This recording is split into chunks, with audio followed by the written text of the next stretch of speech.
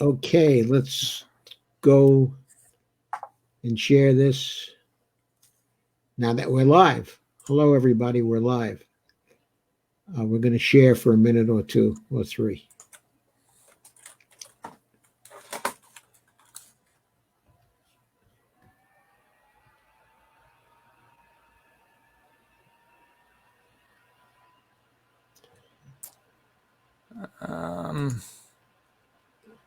Okay, hello, everybody. If you're still here.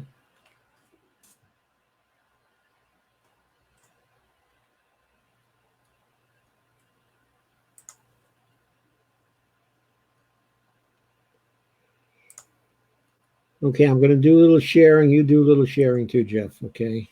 Yep. Hey, everybody.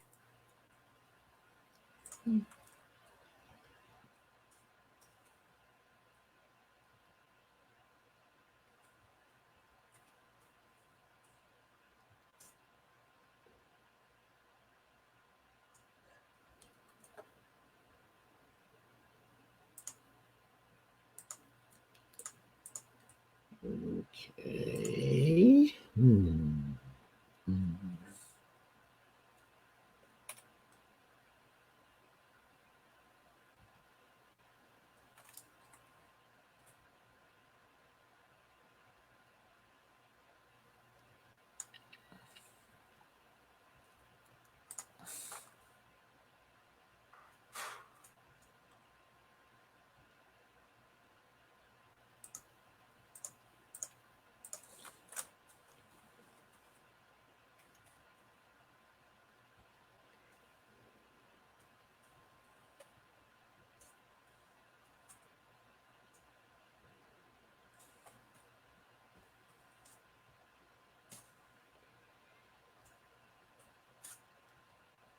Okay, you done sharing, Jeff?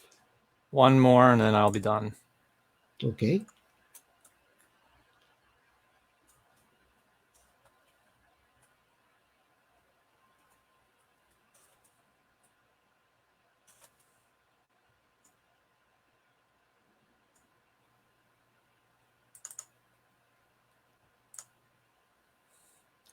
Okay. Okay, hello everybody. Sorry to be late. We again had some unfathomable technical difficulties, which we finally hacked our way through. And we're here now. I think we both are feeling good. It's just feeling good. We're both feeling good, despite the technical difficulties. Hi, Arakel. How are you? Nice to see you here. And Dolores, hello. Hi, Amber. It's nice to see you. Sandy, Deborah, and Nat, and Rato, and Bonnie. Hi, honey. And Dolores. Susan, hello. Mark Collins, hi. Nice to see you. Lana, great to see you. Hi, everybody. And Jeff, of course, it's great to see you, Jeff. And you too, Joe. We've had quite an adventure offline over the past 20 minutes or so, or actually more than that. Yes, I don't know why. We always have this adventure before we get started.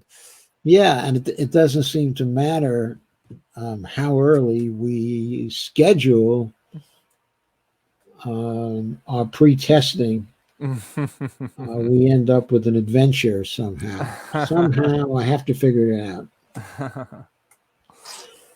Okay, so here we are. Now, you suggested the topic for tonight, which was Sam Levey's new paper, okay, on mobilization. Yes. I see we're honored with the presence of Sam Levey, which is very nice. Hello, Sam. Too much pressure. And Warren Chamberlain says, hi, guys. And Kay Ryan says, hi. Hi, Kay. Lana, can you hear me? She says, Jeff, say something. I think she can now, but she said that before. And Lana said, Sam Kangaroo.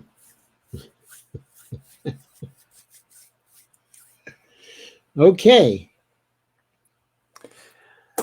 So you called this meeting, Jeff. Okay. All right. And you wanted to ask me some questions.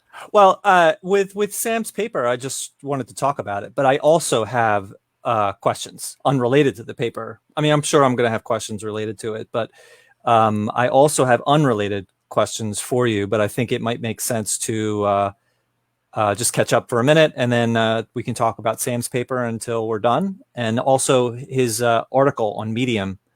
We should put a link up to that.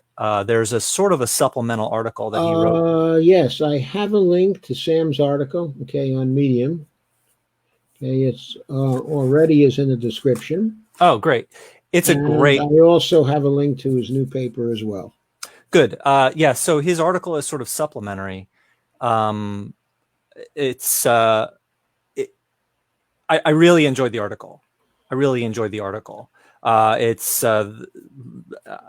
been a few days, but paper versus real problems, so financial problems versus real world problems, and I just think it puts it in a pretty unique light that I haven't seen before. So I particularly enjoyed that post, and it's referenced in a footnote in his new paper. So I spoke with Sam already. I'm sure that you've read his original paper on the modern money and the war treasury, which is enjoyable, which is a good paper. And he interviewed with an MMT podcast as well.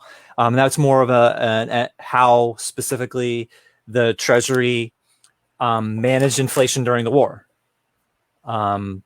Yes. This paper is more, actually, well, before we even talk about the new one, what are your memories of that? What are your, just sort of provide context for this new paper? Okay, my memories of that is that it was a very good paper and that it summarized what I would consider the state of the art when you're facing a mobilization situation, which we are certainly facing right now with the pandemic and the need for the Green New Deal. So I'm finding Sam's papers to be very topical, from a current type of need standpoint. They are things that we need to pay attention to given our present situation, a very grievous emergency. Yeah, I'm actually, this is obviously not the time to do it, but I actually look forward to asking him, if you're out there, I look forward to hearing the story of when he and I spoke about his original paper, which is episodes 1 and 2 of my podcast. He told me that he was writing a new paper on mobilization. So he was in the middle of doing that it was September, I believe. Yes. And then he must have been quite near the end when the pandemic hit. So I look forward to hearing his story of how that was, like what state was the paper in at that time. And then the pandemic came, and what did that, how did that change? That must have been, blown things up for him in a sense. And I look forward to hearing that particular story. Because this came out in April, and the pandemic really, we got out of, at least it became an emergency in the first week of March, I believe. Our schools were shut down on May 13th or the 14th in New Jersey. And I didn't realize the depth of the emergency until the day before, when someone shared a first-person account from Italy of just how dire the pandemic, how it was. It was just like the day before I reading that post, which was shared by Ryan Mathis. I thought it was just a big flu. Just be careful because it's just a severe flu. And then after reading that post, it hit me of the depth of what this was. And then the day after or 2 days later is when schools in New Jersey shut down. So this was released only a month after that. So it must have been quite an adventure to have to rejigger it from just global warming, Green New Deal to this. So should we see if we can bring Sam on? I don't. If he wants to, that wasn't my plan. I look forward to having that conversation at some point. Okay. But yeah. So the original paper is more economic. Specifically how they dealt with inflation and how it was very similar to MMT. And then this paper is more broad. So what are your thoughts on the current paper? Well, the first thing that really hit me about the current paper, which I should have expected from the opening lines of the current paper, is that almost the whole paper seems to reference articles and papers, okay, that appeared from the 1940s and the early 1950s. I saw one reference to a 1966 piece that concerned some thoughts some thoughts of the military concerning the military, okay, and the issue of how the military would plan, okay, a mobilization. Okay, I saw a reference to that, and then I saw references to Sam's work, but most of the references were to those early things. It seemed like there was a lot of work done in the post-war period, and then in the early 50s, and that a high point was reached with some things, okay, of Galbraith's in the early 60s. We're talking here not of Jamie Galbraith, but his father, John Kenneth Galbraith, the great John Kenneth Galbraith. Okay, and so that was where the theory was coming from. It was coming from the early work, but for the most part. And I noticed that. And Sam, of course, now is adding to the theory as we move along. And there are some current pieces. I guess there's the piece by Randy Ray, co-authored with Yeva Nersessian. Okay, I think Yeva was actually the senior author of that. Oh, really? Okay. Which deals with that to some degree. How to pay for a Green New Deal. How to pay for a Green New Deal. Yeah. Yeah, that's a good paper. Yeah, that particular piece, which I found, okay, to be a very good paper. Okay, what struck me in the current paper was the section on mobilization frameworks for public finance. And I was glad to have simply a listing of handy frameworks that one might use to think about things. The pay-as-you-go framework, the Keynes plan, the framework, okay, of expenditure rationing, which is Kalecki. Yeah, Kaleski, is it?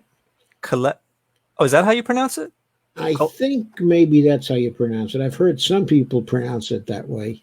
I'd never heard anybody else except for me pronounce it. So okay. Kaleski, okay, Kaleski. I think that's the way he pronounced it, if I'm not mistaken. And then there's Rummel's voluntary saving program, right, which is really the core of his previous paper, or I should say, because that's what Treasury actually did. Yes. And then there's Galbraith's disequilibrium system. Yeah, I actually, let me ask a question regarding that. He says if people have the PDF, and I would hope it probably makes sense for people to follow along, on page 12 in the PDF. And when I say page numbers, I mean the page as printed in the PDF itself. So page 12, I should say, in the PDF, he talks about disequilibriums, John Kenneth Galbraith.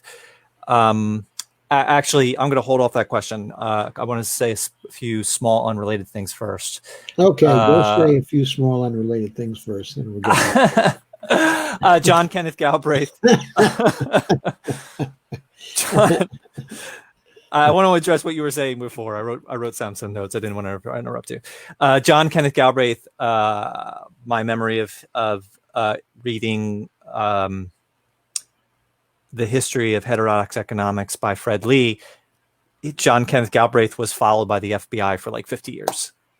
I just that I remember seeing his name associated to that, and his son James Galbraith is at the University of Austin, Texas, which is where Ryan, who I just mentioned, Ryan Mathis, happens to go. And I think he might be taking a course with him, at some point, which is exciting.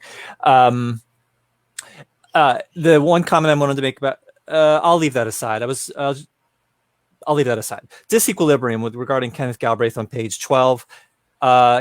Sam says that there is some historical baggage today with that word.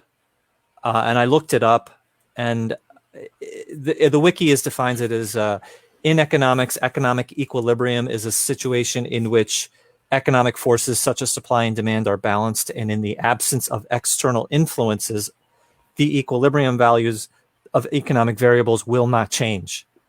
And so if you happen to understand this, my impression is that suggesting that we should focus more. This is the mainstream idea that we should focus more on models and ignore. This is basically discarding real world input. And that's a bad thing. That basically real world input should be ignored and we should only focus on the models. Is that roughly correct regarding that concept? Well, okay, it seems to me it's one aspect of the concept. Okay, the point is there's a framework, okay, of equilibrium, okay, and disequilibrium. Okay, and the framework sort of assumes that when you leave the economy to function by itself, the natural tendency, okay, of the economy is to move into a state, okay, of equilibrium. And the equilibrium state, okay, in neoclassical economics or classical economics, okay, is associated with an ideal, okay, a harmonious kind of ideal, which some would characterize as the best of all possible worlds for the economy. Okay, and economists who take a classical approach but tend to think of the problems, okay, of economics, okay, as being problems of somehow trying to adjust for disturbances to, okay, an equilibrium state to allow the system to go back into equilibrium. And that if you simply do that, you're going to do the best you can in fine-tuning, okay, an economy. And so the discipline, okay, of economics seeks to make the minimum necessary changes to bring the system back into equilibrium. But that does seem heterodox types of approaches, okay, to economics, okay, are generally those that are very skeptical of the idea of the general theory, okay, of equilibrium. Yeah, okay? It feels. Don't think there is such a thing as equilibrium in economics. Theories like the Soros approach to economics actually make the explicit assumption that there's no such thing, okay, as equilibrium. That, okay, it's an artificial assumption that doesn't match the real world and the way the real world actually works. It seems to be that you're saying, roughly speaking, or at least part of it, is that the real world is unnatural. The natural world is unnatural. The models are what's reality. I'm not saying that. No, in fact, I'm saying the opposite. Okay. Oh, okay. What I'm saying is that the mainstream view. The mainstream view. The mainstream view, right? Okay, but I tend to approach the field of economics from the standpoint of complex adaptive systems theory. Okay, and complex adaptive systems theory assumes that there's no such thing as a mechanical equilibrium, right, in social systems, okay, or in living systems. Mm-hmm. That we can get two states where the system is continuously adapting, okay, and is adapting to stay in a relatively stable state, but it's always changing. And that if we seek a system, okay, that has a mechanical type, okay, of equilibrium, we're using actually an early model of physics that does not apply to the natural world, and that but does not apply to the social world. I think we're agreeing. Okay. I think we agree. Yeah. It's basically life is not cured, it's managed. And in this paper, he talks about how, there's all these different, what you just mentioned, the frameworks, and there's also all these kinds of different controls. And there's I'll define loose mobilization and tight mobilization. Loose mobilization is that we have some labors and materials, some labor and resources that are left. They can just not, we don't dictate what they have to do, so that they can do what they like. They can be free. They don't have to be used for specific things. Tight mobilization is when we are in a hard spot and everything must be used. So we have less flexibility. That idle capacity is what gives us flexibility when we need it. Tight mobilization, we don't have that excess capacity. There's also all of the different controls, which is in the later part of the paper. He talks about how one example is to, I forget the term, prioritize specific kinds of production. Let me see if I can find that. I think I can find that. Priorities. Yeah, priority system. So you have to make these things. But he talks about how that's good at the beginning, but that soon must be changed. That soon affects other things. So that only works at the beginning. So you could say, yes, we need to prioritize this particular thing, but because that particular thing has different kinds of inputs and requirements, that those priorities can get to the point where the government just says everything is top priority and the system doesn't work anymore. So he talks about how a priority system is fine at the beginning, but you need to use that time to start prioritizing ingredients, the specific resources, that we need to prioritize specific resources, and because it otherwise it will get out of control. So it just comes across to me as that you can't just pick something and then go with it. You have to pick something that works right now, and then as the situation changes, then the kinds of controls that you use, the kinds of framework that you use, whether it's tight or loose or whatever, has to keep changing. It's not cured, it's managed, because the situation is impossible to predict. Yes, and I think this is in line with complex adaptive systems theory, okay, as well. Okay, it speaks to the need to continuously adapt to changing the conditions, which also means that you have to change the priorities as you go forward. Something that can be a priority for a while may turn out to, but if you keep on making it a priority, oh, one effect of that over time, okay, is likely to be an excess of supply, okay, of that particular priority. And you have to avoid that. So you have to be constantly changing priorities and constantly solving problems.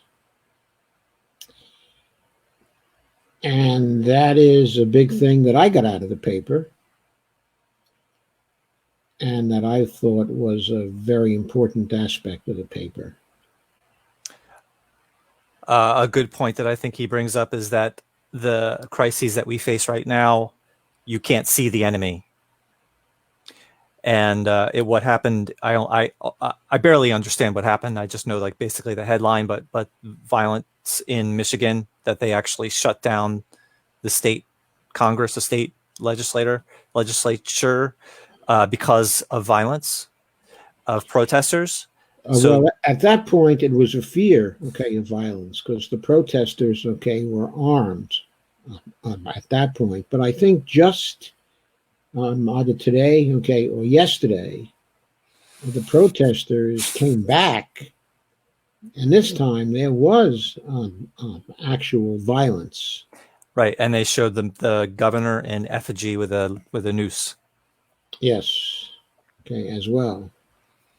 So they can't see the enemy, so it feels wrong to them, and that is a big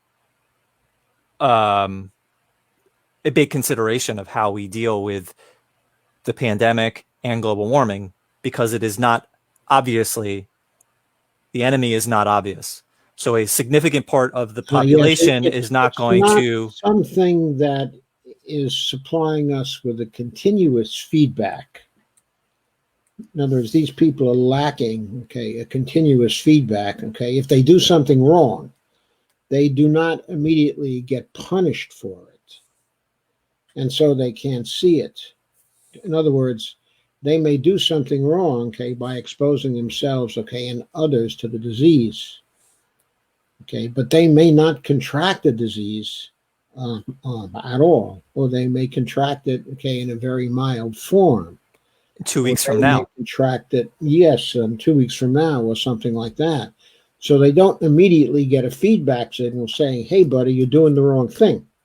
And when they do, that person, that person, if he gets sick, but if other people get sick, they're in their homes by themselves. Yes. So it's still a step removed as compared to, war.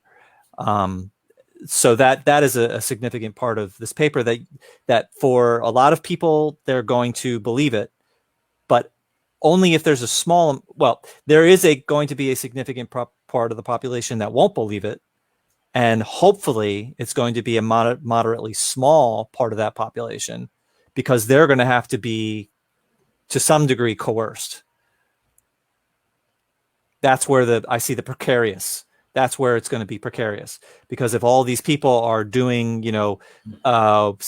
sacrifice is not the right word, but contributing to society. There's a term in the paper that the terminology sacrifice is not good. It's contributing for the good of society. Patriotism. I can't think of the term.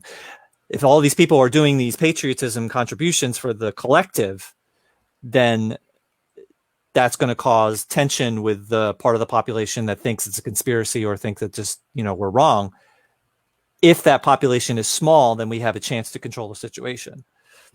Right. But if that population is large, then we have trouble. Right. And also severe trouble. And one of the bad things that Trump is doing right now is he's making that population much larger by inciting it. And as I was just about to say, the bigger problem is when some of those people that don't believe or don't see the enemy or don't care about the enemy, because they're not going to be affected, only the people will be affected, are in government. They're in power. They're the ones that are going to make the decisions or not make the decisions. So, yeah. Right. But still worse, the people involved here who were outside protesting, okay, or inside protesting, okay, with their arms, okay, are people who see themselves, okay, as rebels and who do not recognize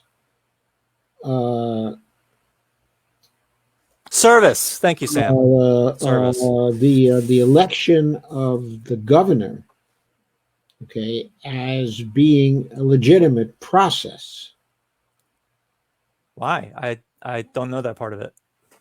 Well, I'm sure that the right wingers who showed up do not think that, okay, a female governor, okay, of Michigan, Oh, just because she's female? not just because she's female, also because she's a Democrat, Oh, okay, and also because she represents or is associated with large corporations, which many of those people don't have any sympathy for, okay, as well. She was a corporate Democrat. so globalist. She was a Democrat. She's a globalist, but she's a female. She's associated with the establishment, okay. I've heard her name brought up as a possible VP pick. Yes, I have too. She also, okay, is anti-gun. Okay, so from their point of view, she's not a legitimate governor.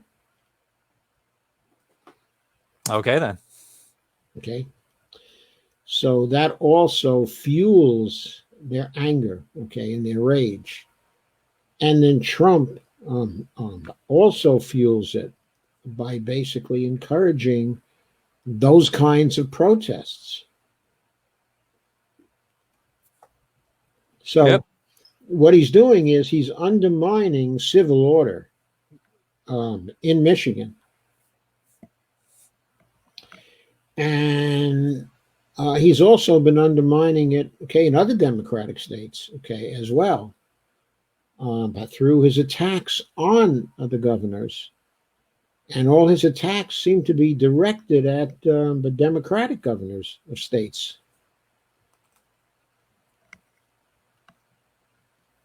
He lets the Republican governors alone.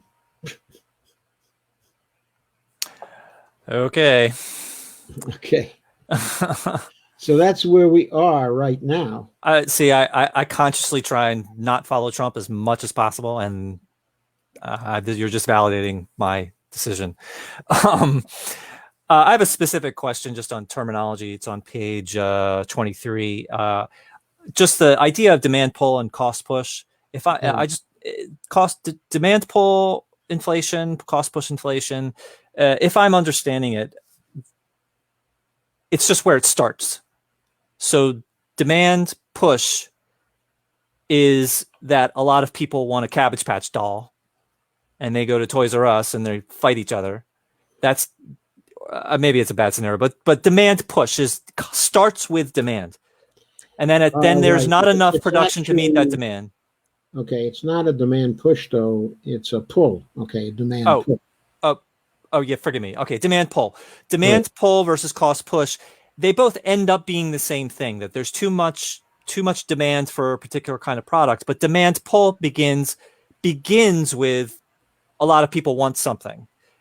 And cost push, I believe, begins with there is simply not enough of something there where there was before. Not necessarily. In cost push, what happens in cost push is that suppliers, okay, usually just a few suppliers, control the market.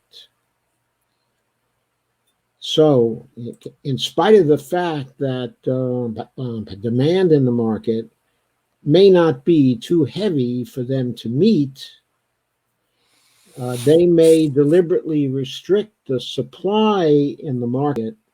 Deliberately? Yes, in order to push the prices up. This is what happened. Oh, cost push. Oil inflation in the 1970s. Oh, interesting. Okay, that's actually what push the terminology comes from. I didn't. It's good. That helps. The oil inflation, okay, of the 1970s, the first one, but during the Nixon Ford period, was caused by OPEC, that collectively had control of the market, okay, at that time. So Until just a few years before that, it was actually the U.S. Companies that were the primary movers in the market. But then there was a sea change during the latter part, okay, in the 1960s, and control of the market fell to OPEC in the early 1970s. And then after the 1973 war, okay, with Israel, the Arabs became extremely angry, okay, at the United States for favoritism towards the Israelis. Yep.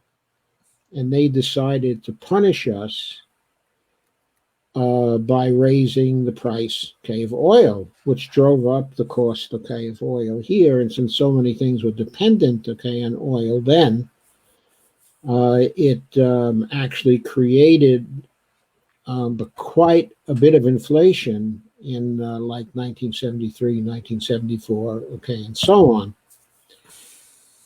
Then for a few years, we had a decline, okay, in prices, okay, of oil, but there were further changes to the market. And by the latter part of the 1970s, starting, if I recall correctly, in 1977, okay, or 1978, things evolved to a place where the oil prices were controlled really by the Saudis alone. In other words, they became the price leader, okay, in the oil market. Meaning not just OPEC, now it's the Saudis. So Right. you're now used to the OPEC, but now it's Saudi. The rest of OPEC was actually following the Saudis' lead. Okay. During 1977, okay, and 78, okay, in the Carter period. Okay, and so they drove up the price, okay, of oil, and that resulted in a general inflation here in this country because so many products were based on oil. Right. Okay, so prices generally started to go up at that time, and that was really caused at that point by Saudi greed, I think. They wanted revenge because we favored Israel. That's my basic understanding of it. Well, that was what caused the inflation in the earlier part of the 70s. Okay. But by the later part of the 70s, it was just a case where the Saudis wanted higher profits. Oh, okay. Oh, that's interesting. I didn't know that. They were determined to drive up the price. So the second one was just greed. The first one was because of revenge for our favoring of Israel or supporting Israel. Is that correct? That is my interpretation of the historical situation. I'm not sure, okay, that everyone would completely agree with that, but that, okay, is my reading on it. Interesting. Okay, I just assumed that they were both for the same reason. No, I don't think they were both for the same reason. Interesting. Okay, that's good. That's the first time I heard that. Right. I have a question. For getting revenge, not the greed one, just the Israel one, for getting revenge because we supported Israel. I have a feeling that this is exactly the same thing. I just want to ask if there's any distinction between the two. They wanted to hurt us because we favored Israel. So they, I guess, limited the supply deliberately to raise prices. Is that is saying that they wanted to raise prices exactly the same as they wanted to hurt us? Raising prices is just simply a tool to hurt us? Okay, I think specifically, okay, like price as opposed to supply. Like they wanted to choke off our supply because so many things depend on it.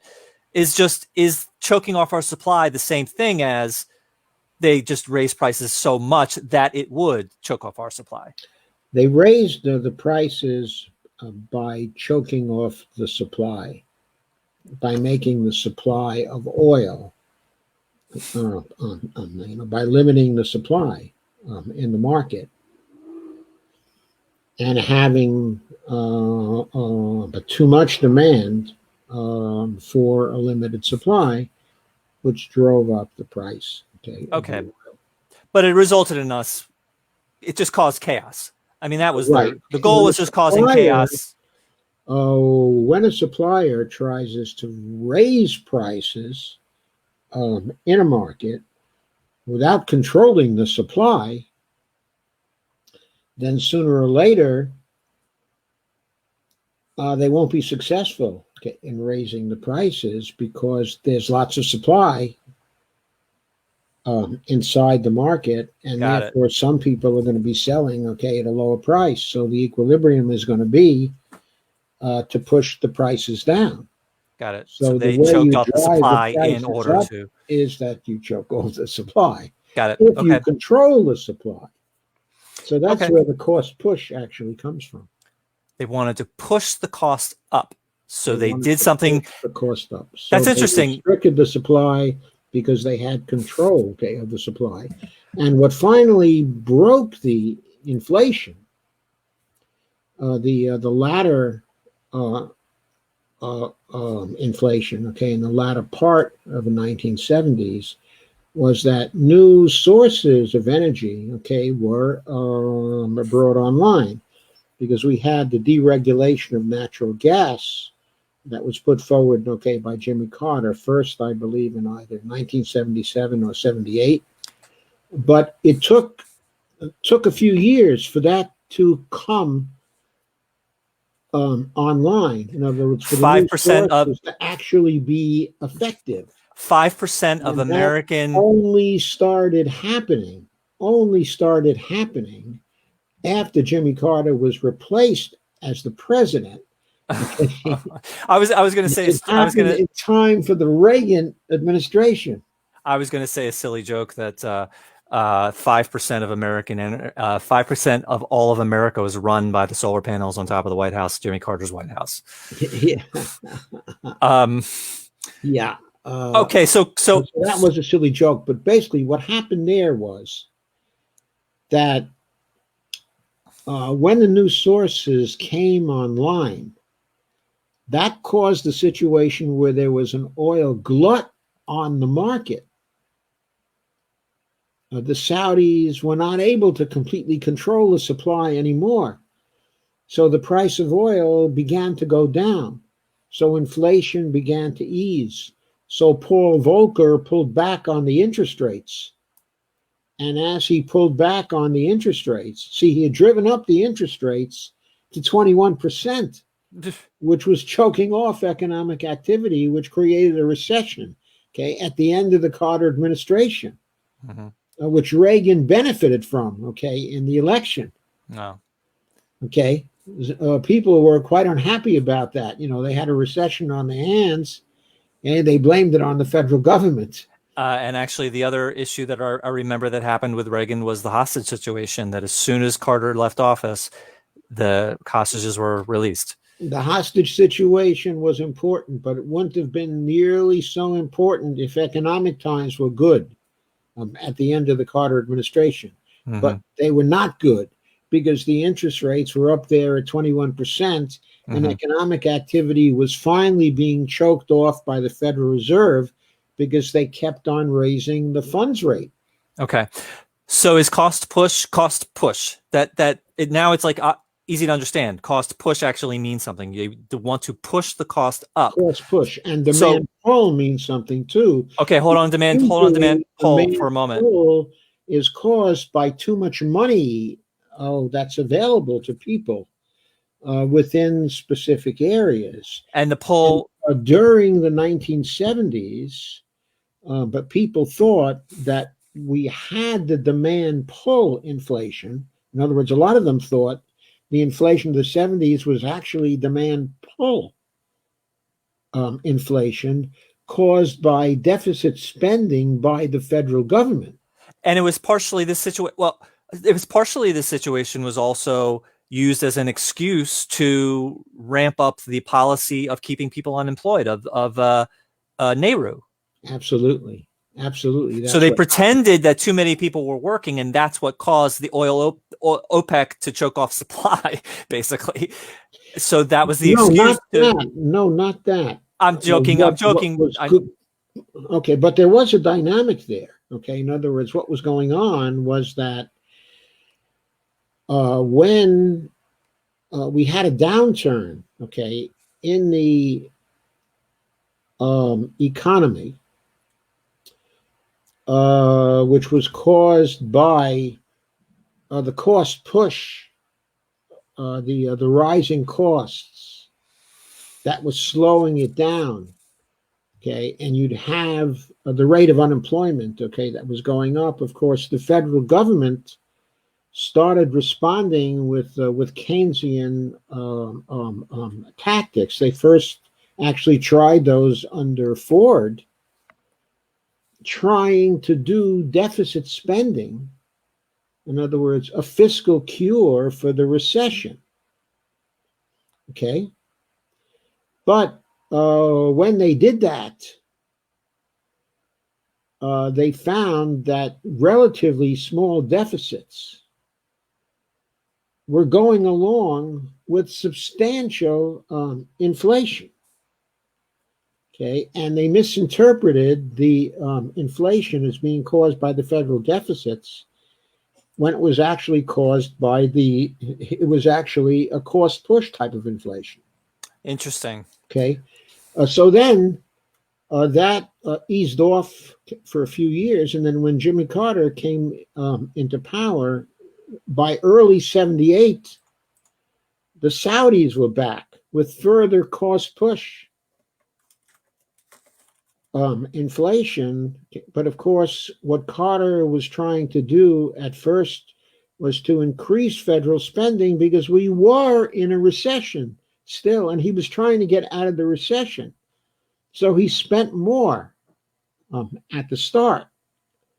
And so I think that the deficits went up to something like 3% or something like that. And at the time, that was interpreted as, oh, gee, this is a pretty high deficit. Mm-hmm. So people thought that the inflation that was starting out again at that time was due to the deficit spending by the federal government. And so Carter tried his best to limit the deficit spending, which then further contracted the economy and began to lead him into a recession once again. Okay, and then that was exacerbated by the Federal Reserve because they were raising interest rates so high, okay, in order to, I guess they were trying to control the inflationary impact of what they considered to be excessive federal spending. They were trying to choke off inflationary expectations, which were not causing the inflation at all. What was causing the inflation was the Saudi cost push. I mean, it seems like a pretty reasonable theory that was just an excuse to do what they wanted to do, to blame it on unemployment, I mean, it was just an excuse to do what they wanted. Yes, it could have been an excuse, but remember, at the time, there weren't so many neoliberals around who were, so heavily committed, okay, in an ideological way to neoliberalism. There were people who were groping towards the ideology, okay, and who was still trying to apply a kind of Keynesianism to the economic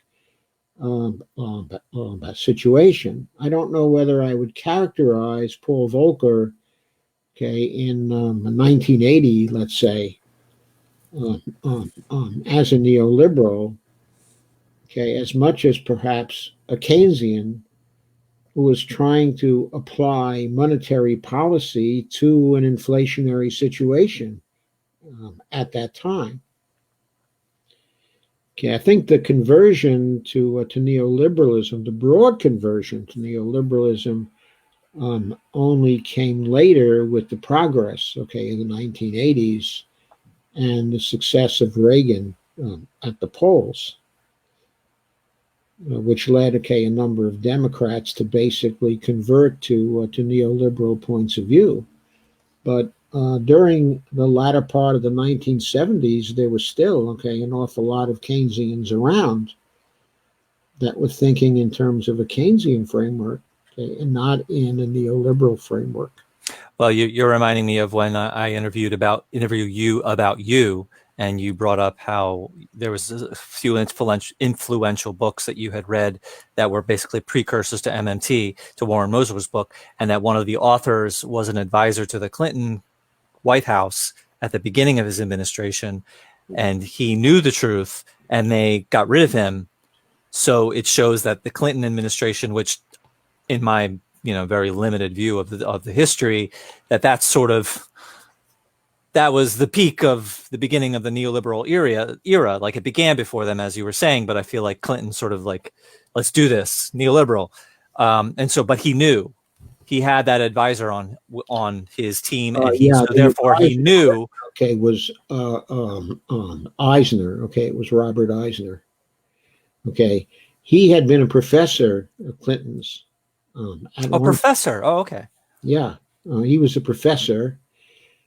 Okay, at Northwestern for quite some time, but I think he had been visiting at Yale or something like that.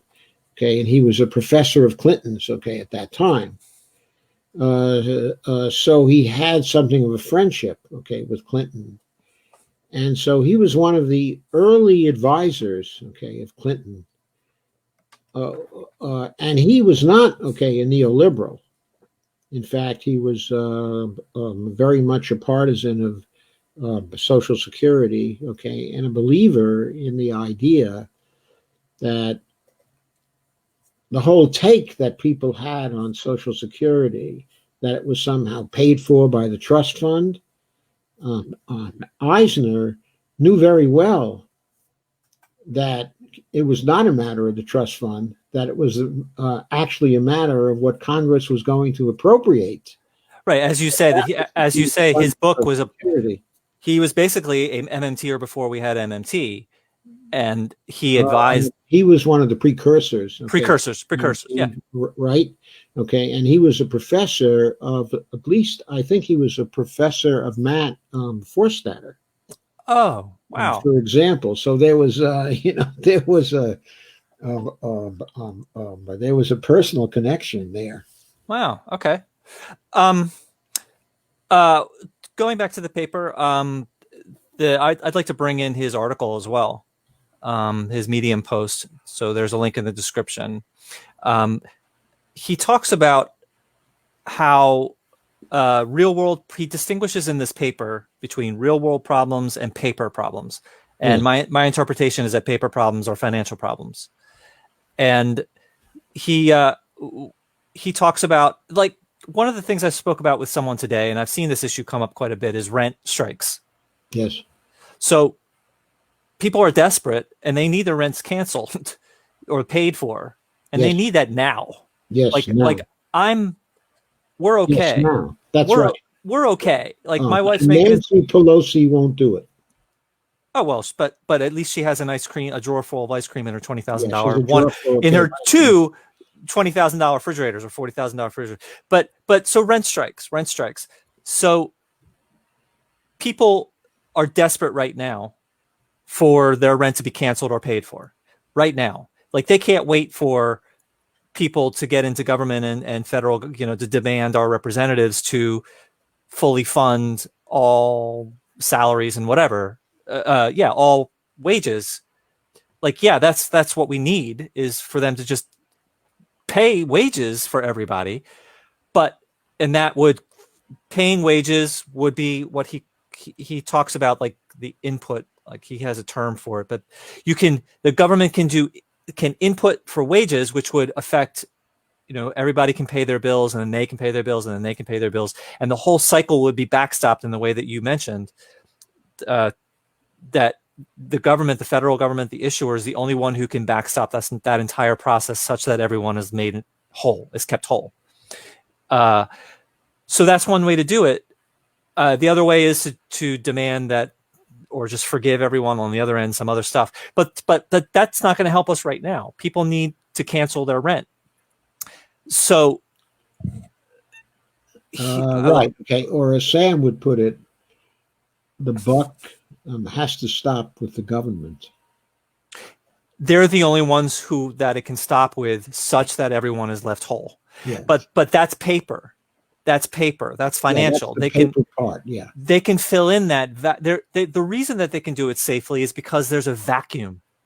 The landlord is demanding rent. The bills that the landlords have to pay, they're demanding their bills. I guess it's power companies, and I don't even know what it is. I'm actually curious to understand what that matrix is of from a renter to the landlord to the power companies to the whatever it is. I wonder. It'd be interesting to get an understanding of that particular like web. The vendors are the landlords, right?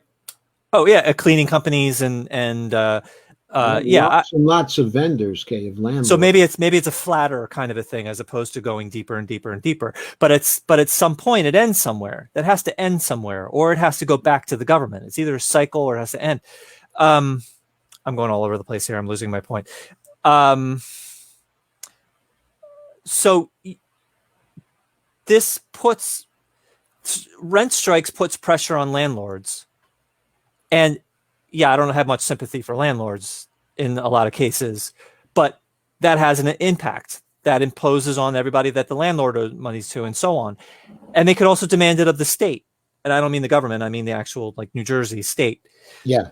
So, but states they can't do much during this pandemic to help in that situation. So it's like the ideal situation is that everybody gets together and demands the federal government to use their power to issue currency to just pay wages or do something dramatic. And so Sam talks about, this took a long time to get to this point, but my wife just laughed at me.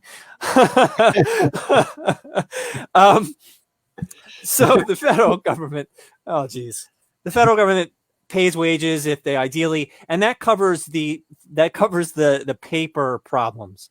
Yes. And that likely will solve a lot of the problems, but that doesn't necessarily mean there won't be real world problems. Like, what demand will people have for things if they have their full wages, and how does that compare to the very interesting situation that we have with production right now? Right. Insofar as the supply chains, are interrupted. Right. So same goods, are not available. As were available 6 months ago. We now have a situation where there's an inflation potential. Right. Actually, the point I wanted to finally get to, which I was struggling with, is so the government has the power to solve these paper problems. And then once we solve those paper problems, then we can discover what the real problems are. We can't even get to the point where we can diagnose what those real problems are until we solve the financial problems. But finance, money, is a human-created concept.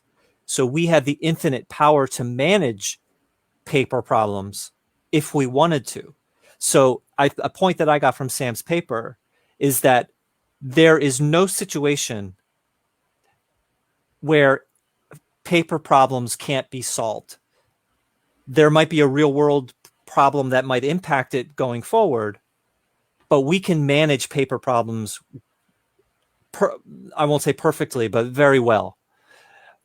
There is no situation where a paper problem should cause a real world problem. And because our issuer is not giving people money, that is, they are causing a paper problem. They're choosing to not help with paper, and that is causing real world problems that people are being evicted and can't afford food and so on. So that was my 10-minute venture. Real world, there are real world problems that do not have to exist. Okay, and if you manage the paper part of it incorrectly, we're going to create those kinds, of problems. Right, and that's a huge part of our society, that we have created so many real world problems and I think significantly global warming, because we do not use our ability to handle the paper problems, the financial problems. Human created concepts are literally 100% in our control. And that means money is 100% in our control. So there should be no poverty. That shows that poverty is a choice. That shows that unemployment is a choice. Yes.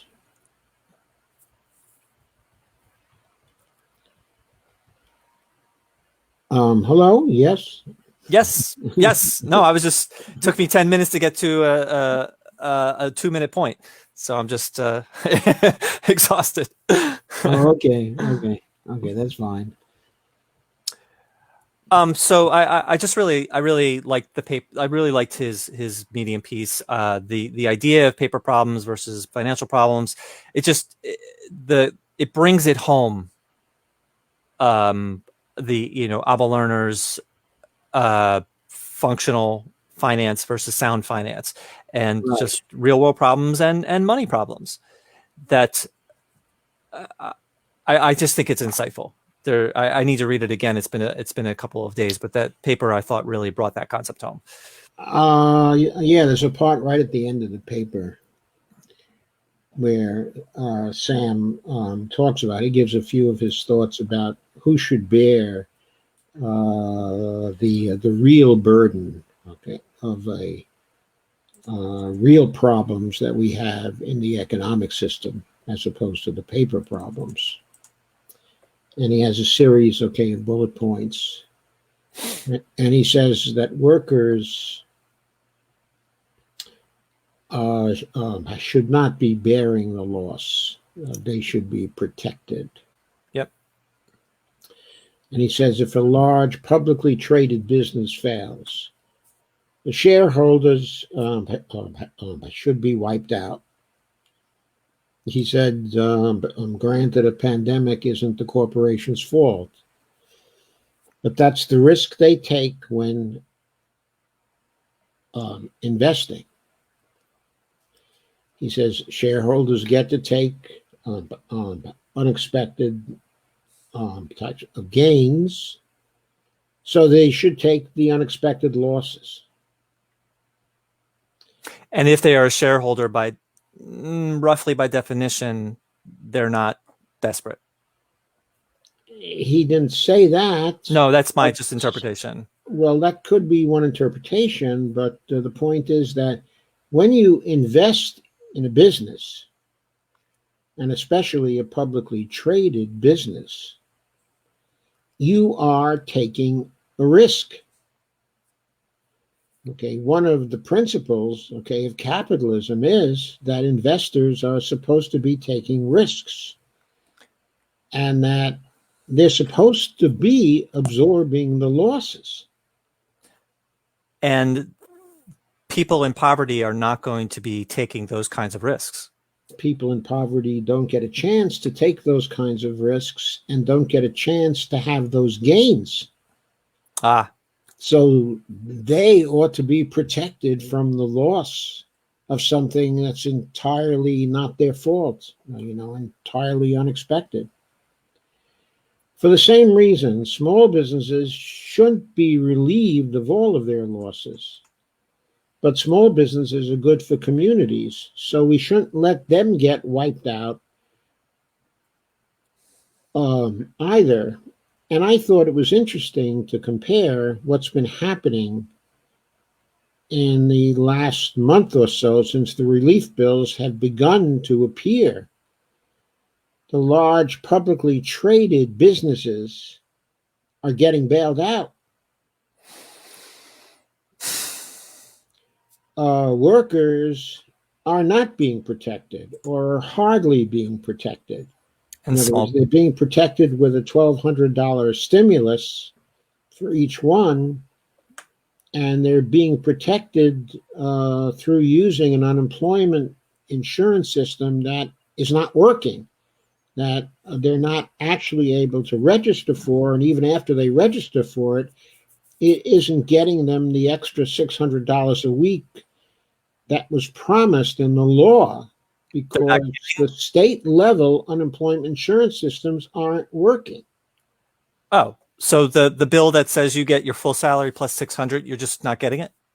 No, it's not your full salary since it's 600. Okay, the unemployed are supposed to be getting their normal state level payment, unemployment payment. In some states, maybe 350. In others, it might be 375. In others, might be 400 a week or something like that. It's going to vary from state to state. But then on top of that, you get 600. You get $600 a week. And they're just not getting it, you're saying, even though they're supposed to. A lot of workers are not yet getting it, even though they're supposed to. Oh, so they might. They might somewhere down the line. But meanwhile, the rent has to be paid. Right. Understood. Actually, the food has to be paid for. And they're not getting that $600 a week because the states have allowed the unemployment insurance systems to essentially fall into disrepair because states are always short of money because they have to fund themselves through state level taxes. And of course, the conservatives don't want to levy taxes on people, generally speaking. So state level computer systems, are in a mess. So we are only allowed to do services when it's funded by taxes, but we are also not allowed to collect taxes. Well, in many situations, that's been the political impact of the revolt against taxation in the United States. Now, this may work at the federal level because the federal government, as we know, has control of the currency. But at the state level, it impoverishes the states. So services the states are responsible for get shortchanged. And that empowers the rich because that's... such as the service of actually having an unemployment insurance system that works and that will bear the burden of a catastrophe.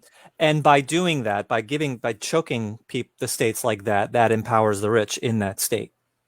It empowers the rich in certain ways, but it also hurts the rich in certain ways because if people don't get the unemployment insurance, their consumption is very heavily affected. And if one of these days the federal government suddenly decides they don't want to bail out the large companies that are dependent on consumption, then the large companies are really going to need some federal aid. Right. I wasn't talking about the 600. I was just talking about the idea of choking off federal funding to states empowers the rich.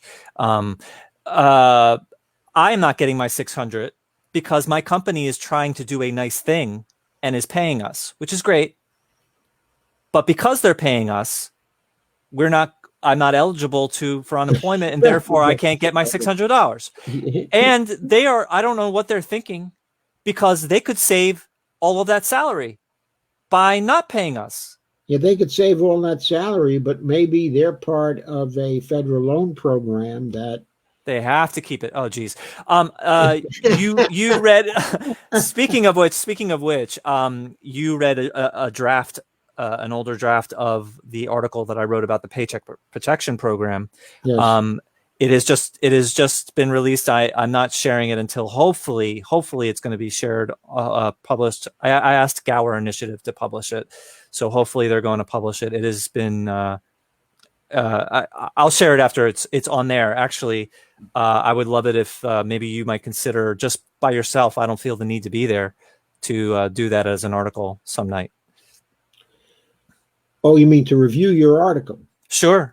Oh. It reflects the pandemic, and it has MMT, and it's significantly different than what you read, but largely the same. But it's okay. Good. I'll be happy to cover it. I would love that. Okay. I look forward to sharing that. Okay. Well, I mean, we've been talking for about an hour on the paper. Do you have any other things that you want to say regarding it, his article or the paper itself? Well, I guess what I would say is that if I were writing on this subject, and if I were live streaming on the subject, this is one of the important papers that I would read. The subject of just What I'm specifically talking about is the mobilization theory paper. Oh, yeah. Okay. In other words, I would read that. I think that is a very, very forward-looking paper. Right. And And actually, it has to be one of the leading papers in the field at this point. yeah, he actually It's a mentions paper to start from when you want to begin to think about these kinds of problems. So I think it's an important paper. Sam actually talks about in the beginning how I think a reason that this paper is like sort of one of the more prominent uh, studies of mobilization, and it hasn't been since the 1950s and 60s, is because the threat of nuclear war made it such that people were like, what's to mobilize? We're dead. And so people gave up on the whole concept. And so now that's he says that in the paper that there's one like 4-page thing in a book that talks about mobilization, and what it says about mobilization is don't worry about mobilization because we're all dead if we have a nuclear war anyway. So the topic died, and he's bringing it back because Green New Deal and this pandemic. And the pandemic is bringing it back because we have a mobilization that we have to get into right now. And we are the soldiers in this battle because the deaths are not happening overseas in this case. The deaths are happening, among us. Oh, there are a lot of deaths happening overseas too, though. But I mean various countries. But I mean, a war situation is you read about people dying overseas and the bodies come home. This is that has been a war situation for us lucky Americans. Okay, it hasn't been a war situation for those over in Europe. Okay, fair enough. Fair enough.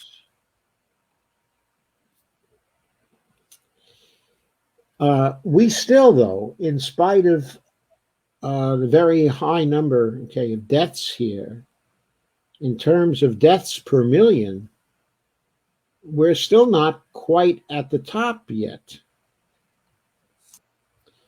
We are somewhere down, I don't know if it's 10th in the world or 13th in the world or something like that. Okay, I covered an article from Daily Costs last week, which had us at 230 fatalities per million.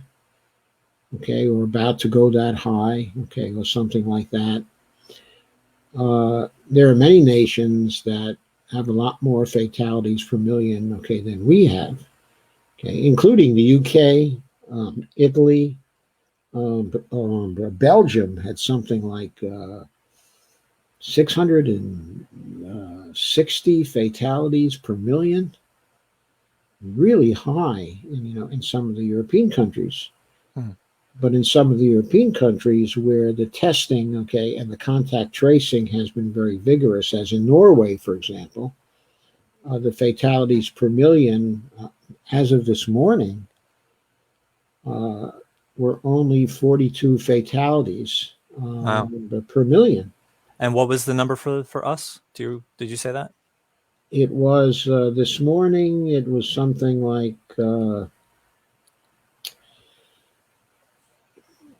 I think it was something like 252 per million or something like that. It's on my other computer. Okay. It was something like 252 per million. Okay. Of course, there were 330 million people here. Right. So that corresponds to the 85,000 or so that have died so far as we know. And one of those people is 2 doors away from me, and I'm in a townhome, so that's pretty close. Oh my God, that is very close to home. Yeah. Sam Kangarloo says there are no technical economic problems. There are none, zero. The solutions are all sitting there on the shelf. The problem is political will. And of course he's right, but I choose a different framing. Political will implies that they want to, they just can't get themselves up to doing it. And I think there's a significant element of they just really don't want to do it, regardless of their ability to be able to. All right. So, but it still amounts to the fact that it is not so much an economic problem as it is a political systems problem. Right. It's a choice. Substantially, it's a choice.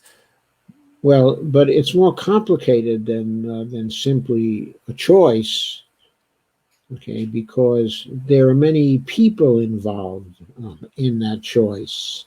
We as a collective are involved in that choice.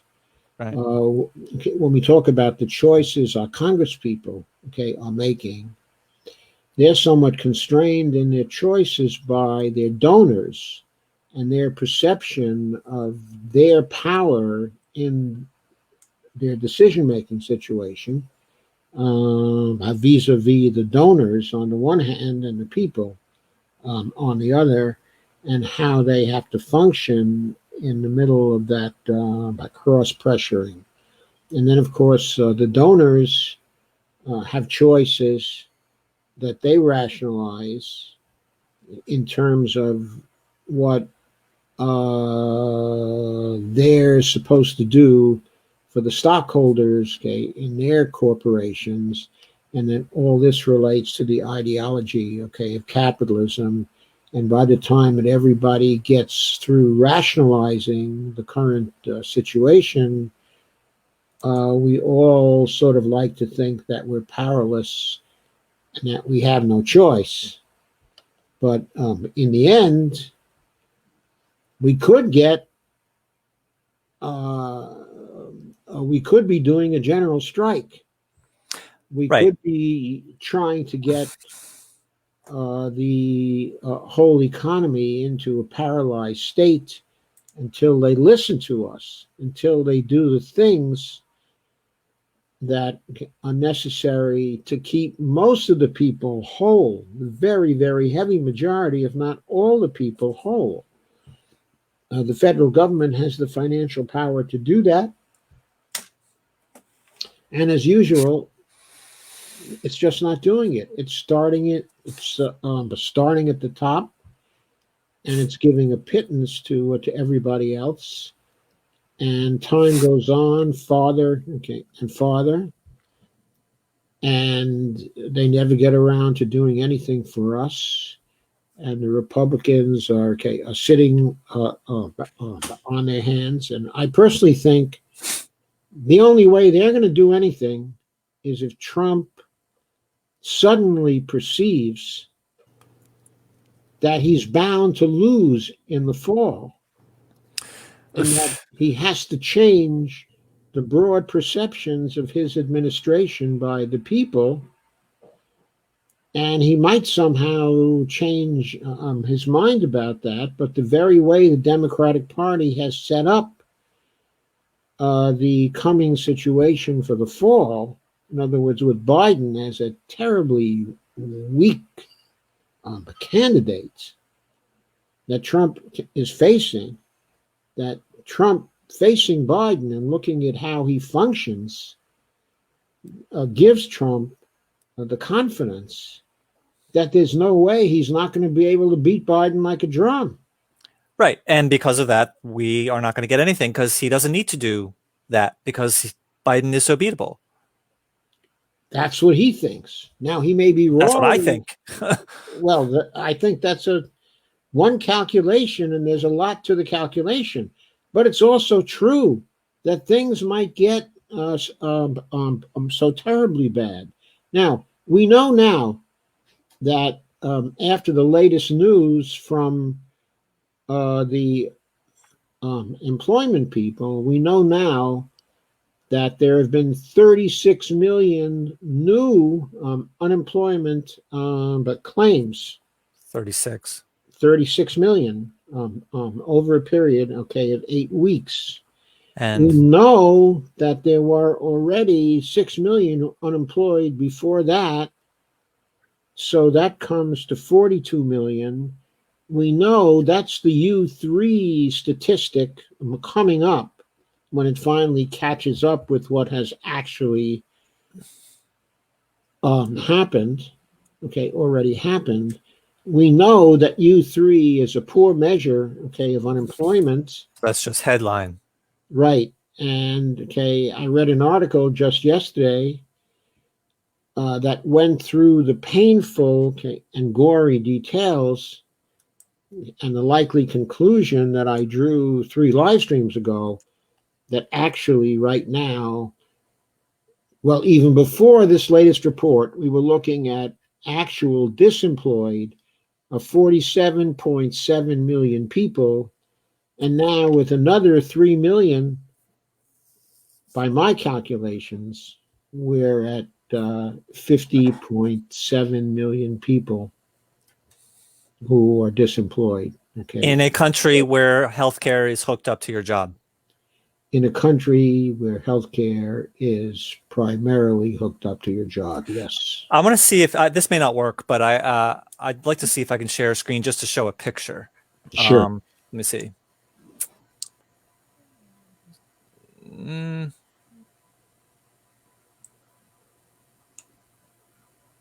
Here we go. Okay, let me add the picture to the stream. Just make it full. Yeah. Yeah. There we go. And let me read while people are looking at that. There is a, oh, I gotta get it on. Oh, I can get it. Just give me a sec. Nathan Tankus, in one of his earliest blogs in this crisis. So when the number of jobless claims was less than 1 million, and you just said there we're way bigger than that right now. This is what he wrote. He wrote this. Many don't seem to realize how unprecedented this crisis is. This is no mere recession. This is not even the Great Depression. This is the largest, fastest economic crisis that has ever happened. We're hanging on a precipice, and we need $3.5 trillion distributed to households at a minimum, let alone the support system we need for businesses. This is the biggest crisis we have ever faced, and we need quick responses with trillions out the door now. And that was only when this was, it was below 1 million, I believe, unemployment at that time. And we have the worst possible set of leaders. We had them when he wrote that. We still have them. And for now, actually barring a general strike and forcing a resignation of those leaders, we will have them until January of next year at the earliest. Right. Okay. If you are okay, could we switch and just go into some things that I had unrelated to the paper? If there's something that you wanted to say to close that out, but if that would be okay. I think that's fine. We can switch to, I'll remove this from the stream. And I've got the two of us back now. So here we are. Okay. It's really nice, Sam. Thank you for being here. At least you were here. Sam's still here. I saw. Oh no, that's actually Sam Kangaloo. Yeah. Well, Sam Levey was here, and yes, that's really nice. That was nice. I'm glad he was here. Me too. I had some unrelated questions for you. Some of them significant follow-ups. So last time I was on with you, I was really, really struggling to come up with the questions. And after we got off, it hit me of what I was missing. There was a contradiction that I could not get my head around. So the subject is, you were telling me that there was offsets for every dollar of federal spending. There are one-to-one offsets, but MMT shows that you can do spending without offsets. Yes. So I thought. Okay, I didn't exactly say that. Remember, though. Well, what I said, I gave some exceptions. The coin. Okay, no, so I'm not talking about the potential of the coin. Okay, to do that now. I'm saying that in World War II, there may have been cases where money was created for the federal government where there weren't any sort of offsets. during the early part of the 1960s, when John Kennedy was fooling around with creating silver certificates for a relatively small amount of money, there might not have been, an offset. I'm not entirely sure as to how that worked, but I remember people were excited at the time about somehow the federal government was creating money using these silver certificates. Right. Okay. So I'm not clear on the historical detail of But that. largely, So in other words, there may have been, but yes. But largely, Yes. there's every dollar of federal spending is offset by a dollar from the private sector, from the non-government sector, even though that money is destroyed and then recreated. So what I did not know that. So what I thought was, what I was struggling with is that MMT says that we can spend with no offsets, that we've always had this ability. And so in my mind, we have always done that for the rich, and we just didn't do it for the poor, for everybody else, for the non-rich. And that was contradicting with you telling me that we always did this debt. The Treasury issues debt. Then the Federal Reserve, I know they have other ways of raising money, but this is a primary way of doing it, is auctions for debt. What I didn't know is that that was required every time, even with anyone. So the Federal Reserve holds the auctions on behalf of the Treasury. Right, and you made sell its own debt instruments; it sells the Treasury debt instruments. Right, and you made the point that it took me a long time to grasp, was that piece of paper is the new money, the new debt. So it is. So when the government spends $1 trillion, they do $1 trillion in treasuries auctioned off, and now there's a new trillion of treasuries, which is debt, in the economy. Yeah, which is left in the economy after everything is said and done. Right, but that is swapped with the money that was paid for that treasury. So there, that piece of paper is what the debt is, even though the money has been removed from the economy. And so this cycle is fascinating to me, utterly fascinating to me. So what I would like to understand, what I would like to ask, is all new spending is offset one-to-one by money in the economy, and it's replaced with a treasury that now becomes debt, and then in the future will be, can be redeemed for that same amount of money with some interest, or rolled over normally for rich people. This had to be backstopped at some point. There had to be a catalyst for this. There had to be a point where there was no money to purchase things at the beginning of the beginning. And I would like to understand what that initial seed was. Most probably for the United States, the initial seed was the original currencies that were used here in the United States. Okay, so in other words, they were colonial currencies that were used here in the United States. So this really was from the very beginning. There was some British currency that was in circulation here, in the United States. I thought this was a Federal Reserve Act thing. The Continental Congress was issuing some currency here in the United States. Okay, but the Continental Congress, was issuing dollars. Okay, then we had the change over to the Constitution. Okay, and I don't know what happened at that point. Okay, I don't know what the history is in terms of how the U.S. dollars that were issued by the Continental Congress were taken out of circulation and were traded in for new U.S. dollars. Okay. That were issued by the first bank of the United States. All right. What I did not realize is that this goes back. Was passed. Okay. Yeah, this has to go back all the way. I thought it went back to the Federal Reserve Act or around that time. That's what I thought this went back to. No, what the Federal Reserve Act, was about, it was about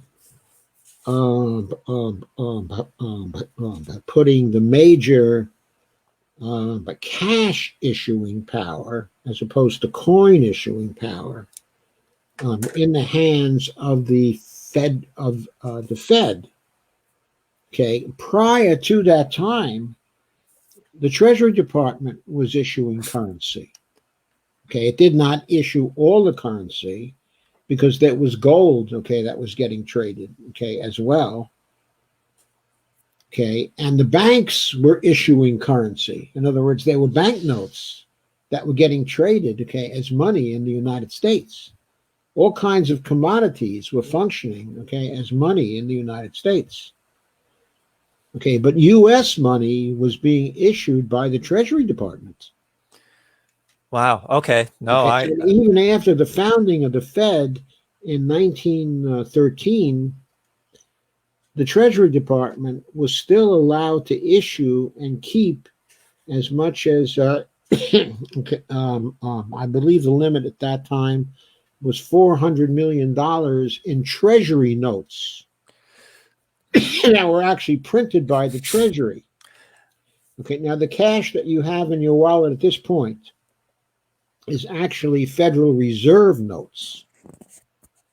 Okay, a Federal Reserve note is different from a Treasury note because a Treasury note is issued by the Treasury Department, and a Federal Reserve note is issued by the Federal Reserve. But most of our paper currency today, almost all of it, except that 400 million or 600 million still in circulation, all the rest of it is actually Federal Reserve currency. Wow. Okay. So I thought that there was some choice involved in this, but this is actually just, we really have been literally doing this since the very beginning of the country. Yeah. And that there's, I guess, a fear, at least for a significant number of people, that it's a fear that MMT would break the system, as opposed to this cycle is a sinister plot to purposefully make things complicated, to debunk MMT, to scaremonger to the people. But it really is a deep-rooted tradition. It's a deep-rooted system that evolved over time. When the Federal Reserve was made the central bank of the United States, the Federal Reserve was based on the gold standard. In other words, we were still following the gold standard, at that time.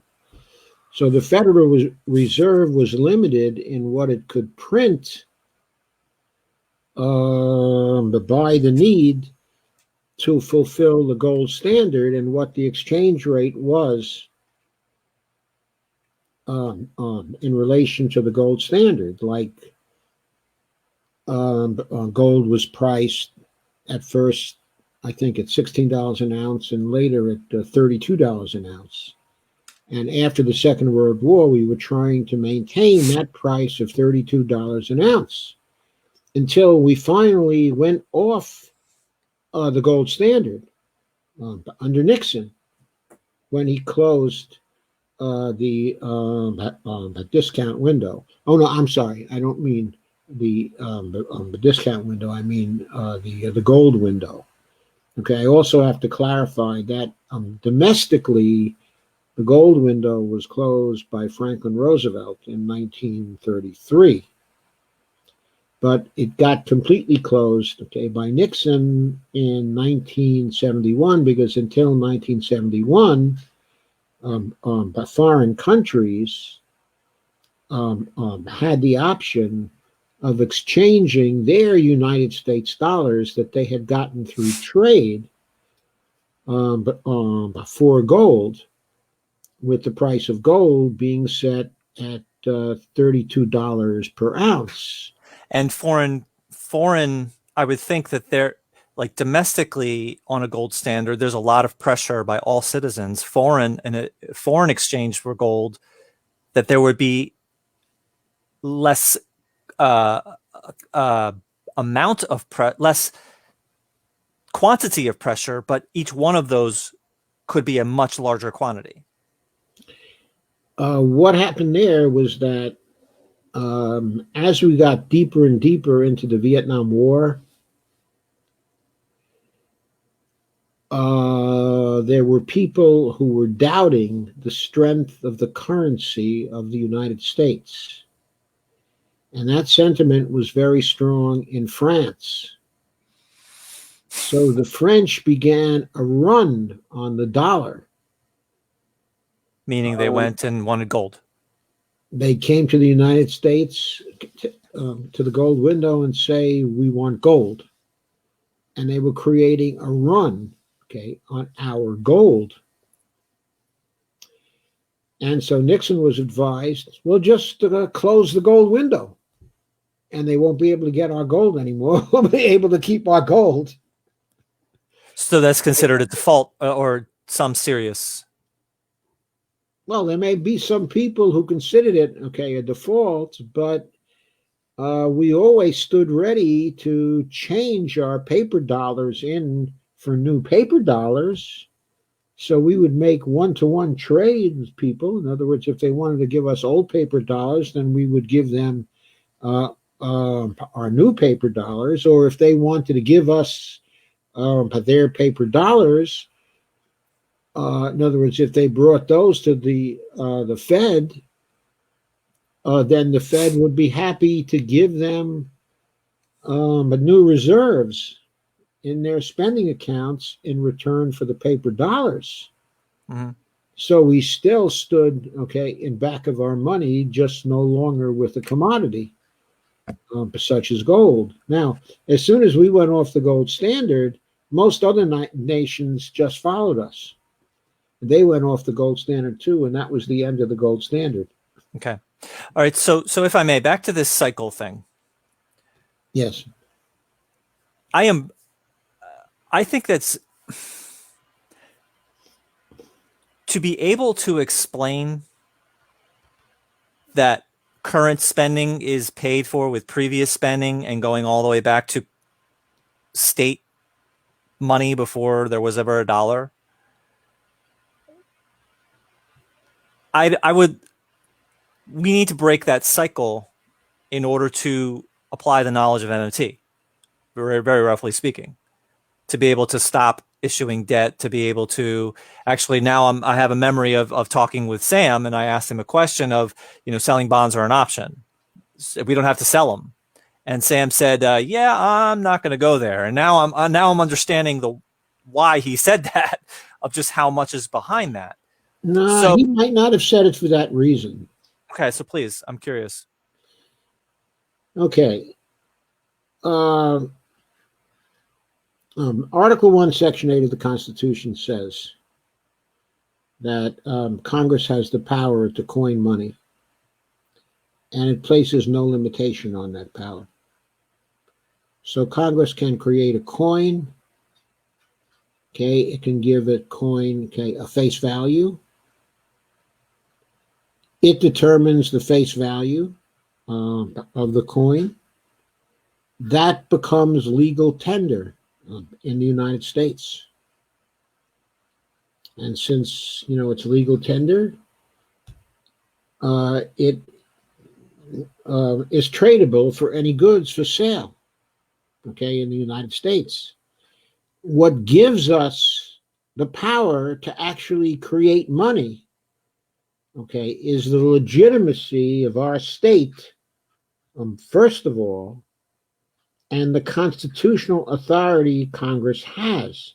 Now, Congress has delegated the power to coin money, which over the years has been interpreted by the courts as not only the power to create the coins, but the power to create the paper currency. To coin is a verb as opposed to an object. Uh, yeah, something like that. And Warren It's Chamberlain in our comments would say, no, it should just be the coin, but we're not going to go there. But yeah, that's what Warren would say. it's been broadly interpreted by the courts as Congress has the power to create the funds of the United States, whether the funds are in the form of coins or whether the funds are in the form of bank reserves at the Fed, or whether the funds are in the form of paper money, or cash. Those are Right. basically the three forms, of U.S. money, at Right. this point. So we have our monetary sovereignty then based on the Constitution.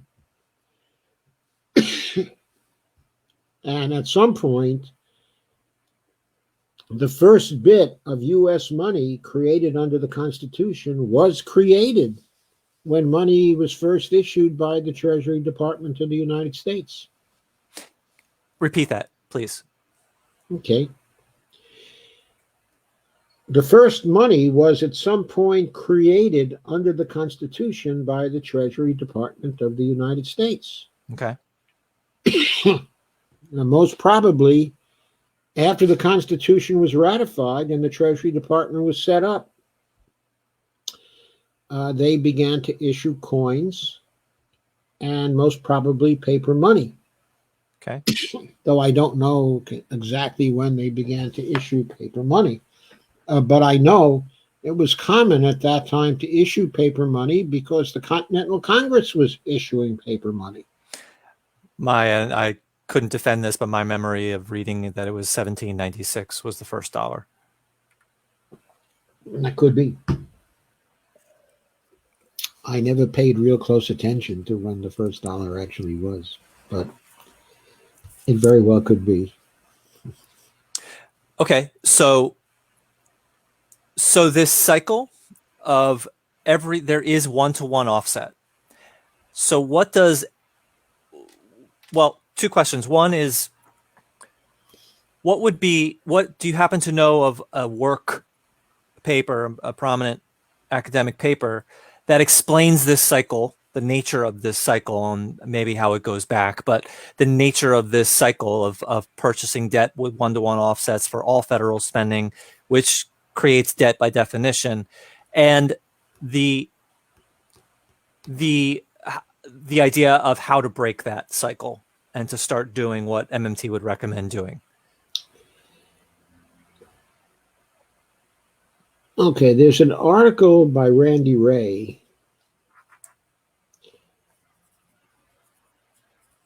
which he did on the history of money. And where I would go if I wanted to find this, the first place I would go, either because it's in that article or because there are references to earlier sources, would be Randy's article on the history of money. Not paper, article. Well, when I say article or paper, it's interchangeable. Okay.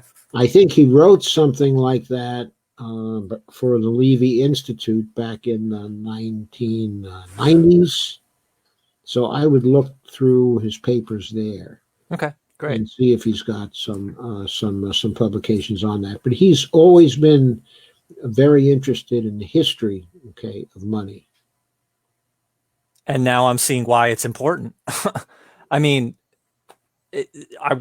I needed to know that this went all the way back to the beginning. I thought that there was, I was thinking of like when you buy an apartment, rent an apartment, that you give a security deposit, and that security deposit was like the seed, and then there's the cycle. The cycle begins from there. And I actually it makes me think of like traumatic events. Like, so a traumatic event happens in someone's life, and then that starts a cycle of how they behave, which is a perpetuating cycle, but it goes back to that seed. But this case is different, which is very surprising that this is like primordial. There was no, the beginning of the country was when this began. Right. But we can look into the historical facts okay, and to the empirical character of things. But it's more important to focus on the logic of it, which Warren Mosler does, Okay. actually from the beginning. Okay, and the logic of it is that if you set up a government, okay, and you say that as a part of that particular government, that you are going to tax people, and that the only proper payment of a tax, okay, is in terms of the money of account,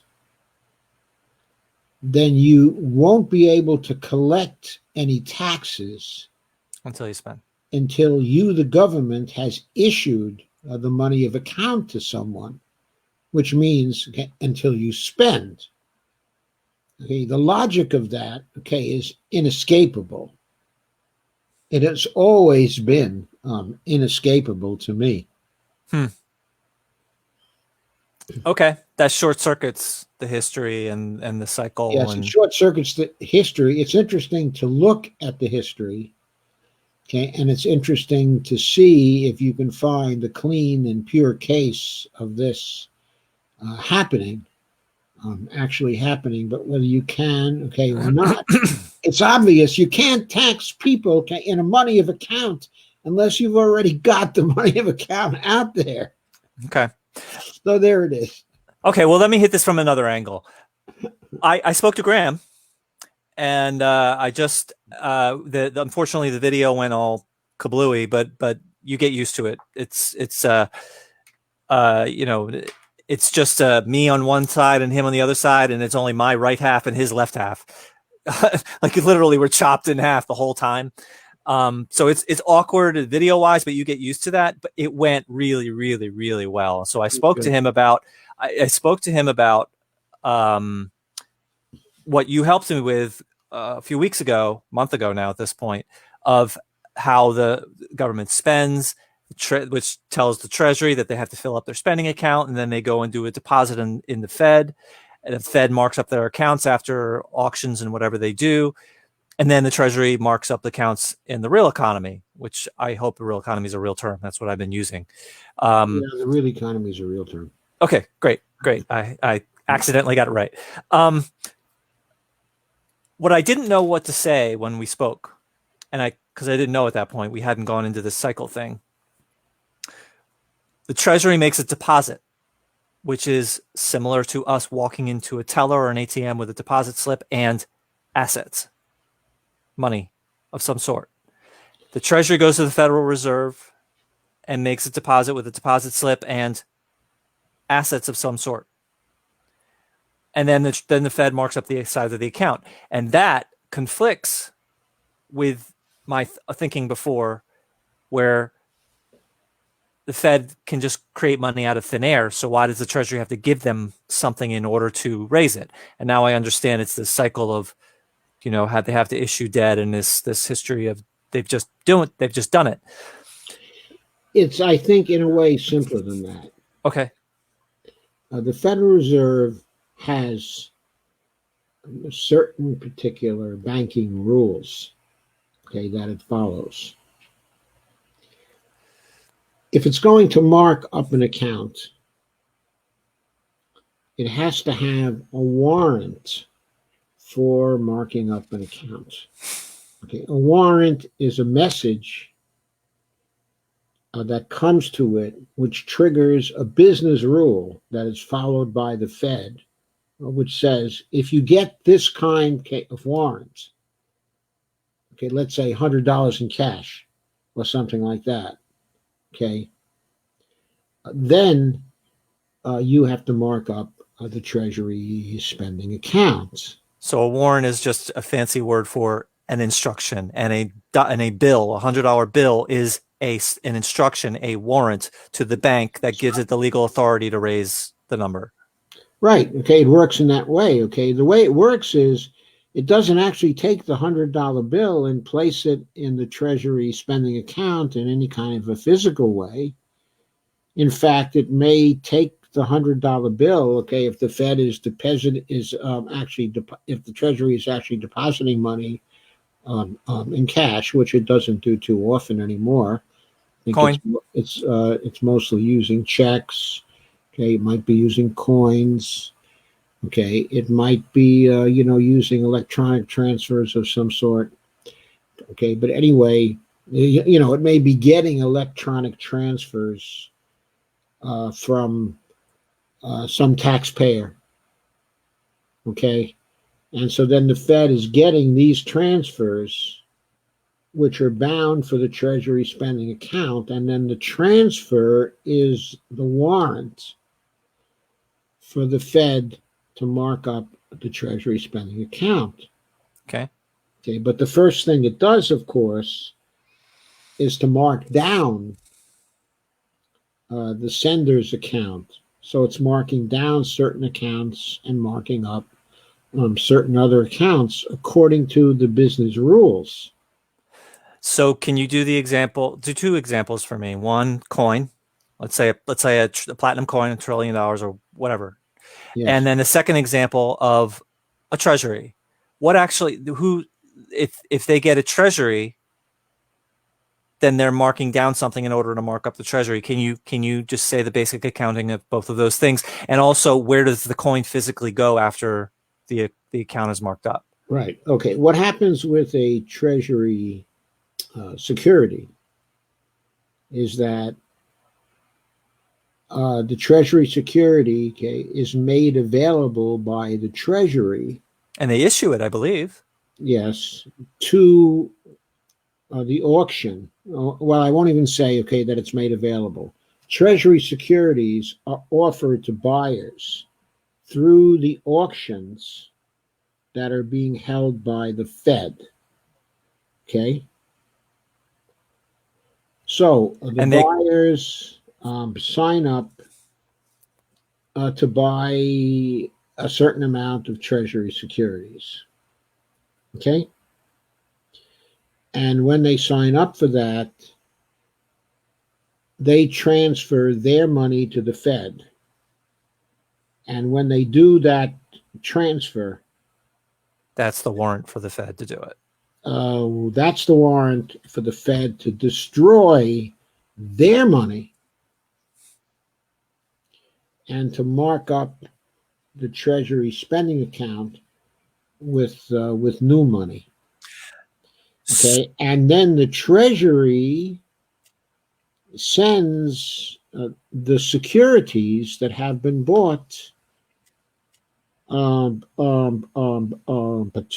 the buyers, or maybe it sent it to the Fed. I'm not sure. Okay, the mechanics here, and then the Fed places it in the securities account of the buyer. Securities account of the buyer. Yeah, the people who buy the Treasury securities usually have reserve accounts, and they also have securities accounts. And I would think the reserve account is in the banking system at the Fed, and the securities account is in the real economy in their bank. No, I think the securities account is at the Fed also. Okay. At least in many cases, it's at the Fed. But is that considered? Does that even make sense to say? Is it considered the real economy? Is that? Well, it's considered in the real economy if the account, okay, is owned by somebody in the private economy. Okay, so that's not the that case is no longer in the government; it's in the real economy. Then. Okay, so that's just an exception of a real economy account that's held at the Fed. Yeah. This auction, the auction is a mishmash. Okay. So the Treasury creates treasuries out of thin air. It hands the Treasury to the Fed, but just for the sake of conducting the auction. Okay. Well, the Treasury, there are also hard copies of the Treasury securities. Hard copies, okay, of the bonds. Okay, and the hard copies are still printed by the Bureau, okay, of Engraving, okay, and Printing. In other words, they will print the Treasury securities. Okay, now I'm not sure under what conditions they actually print Treasury securities and physically transmit them to buyers.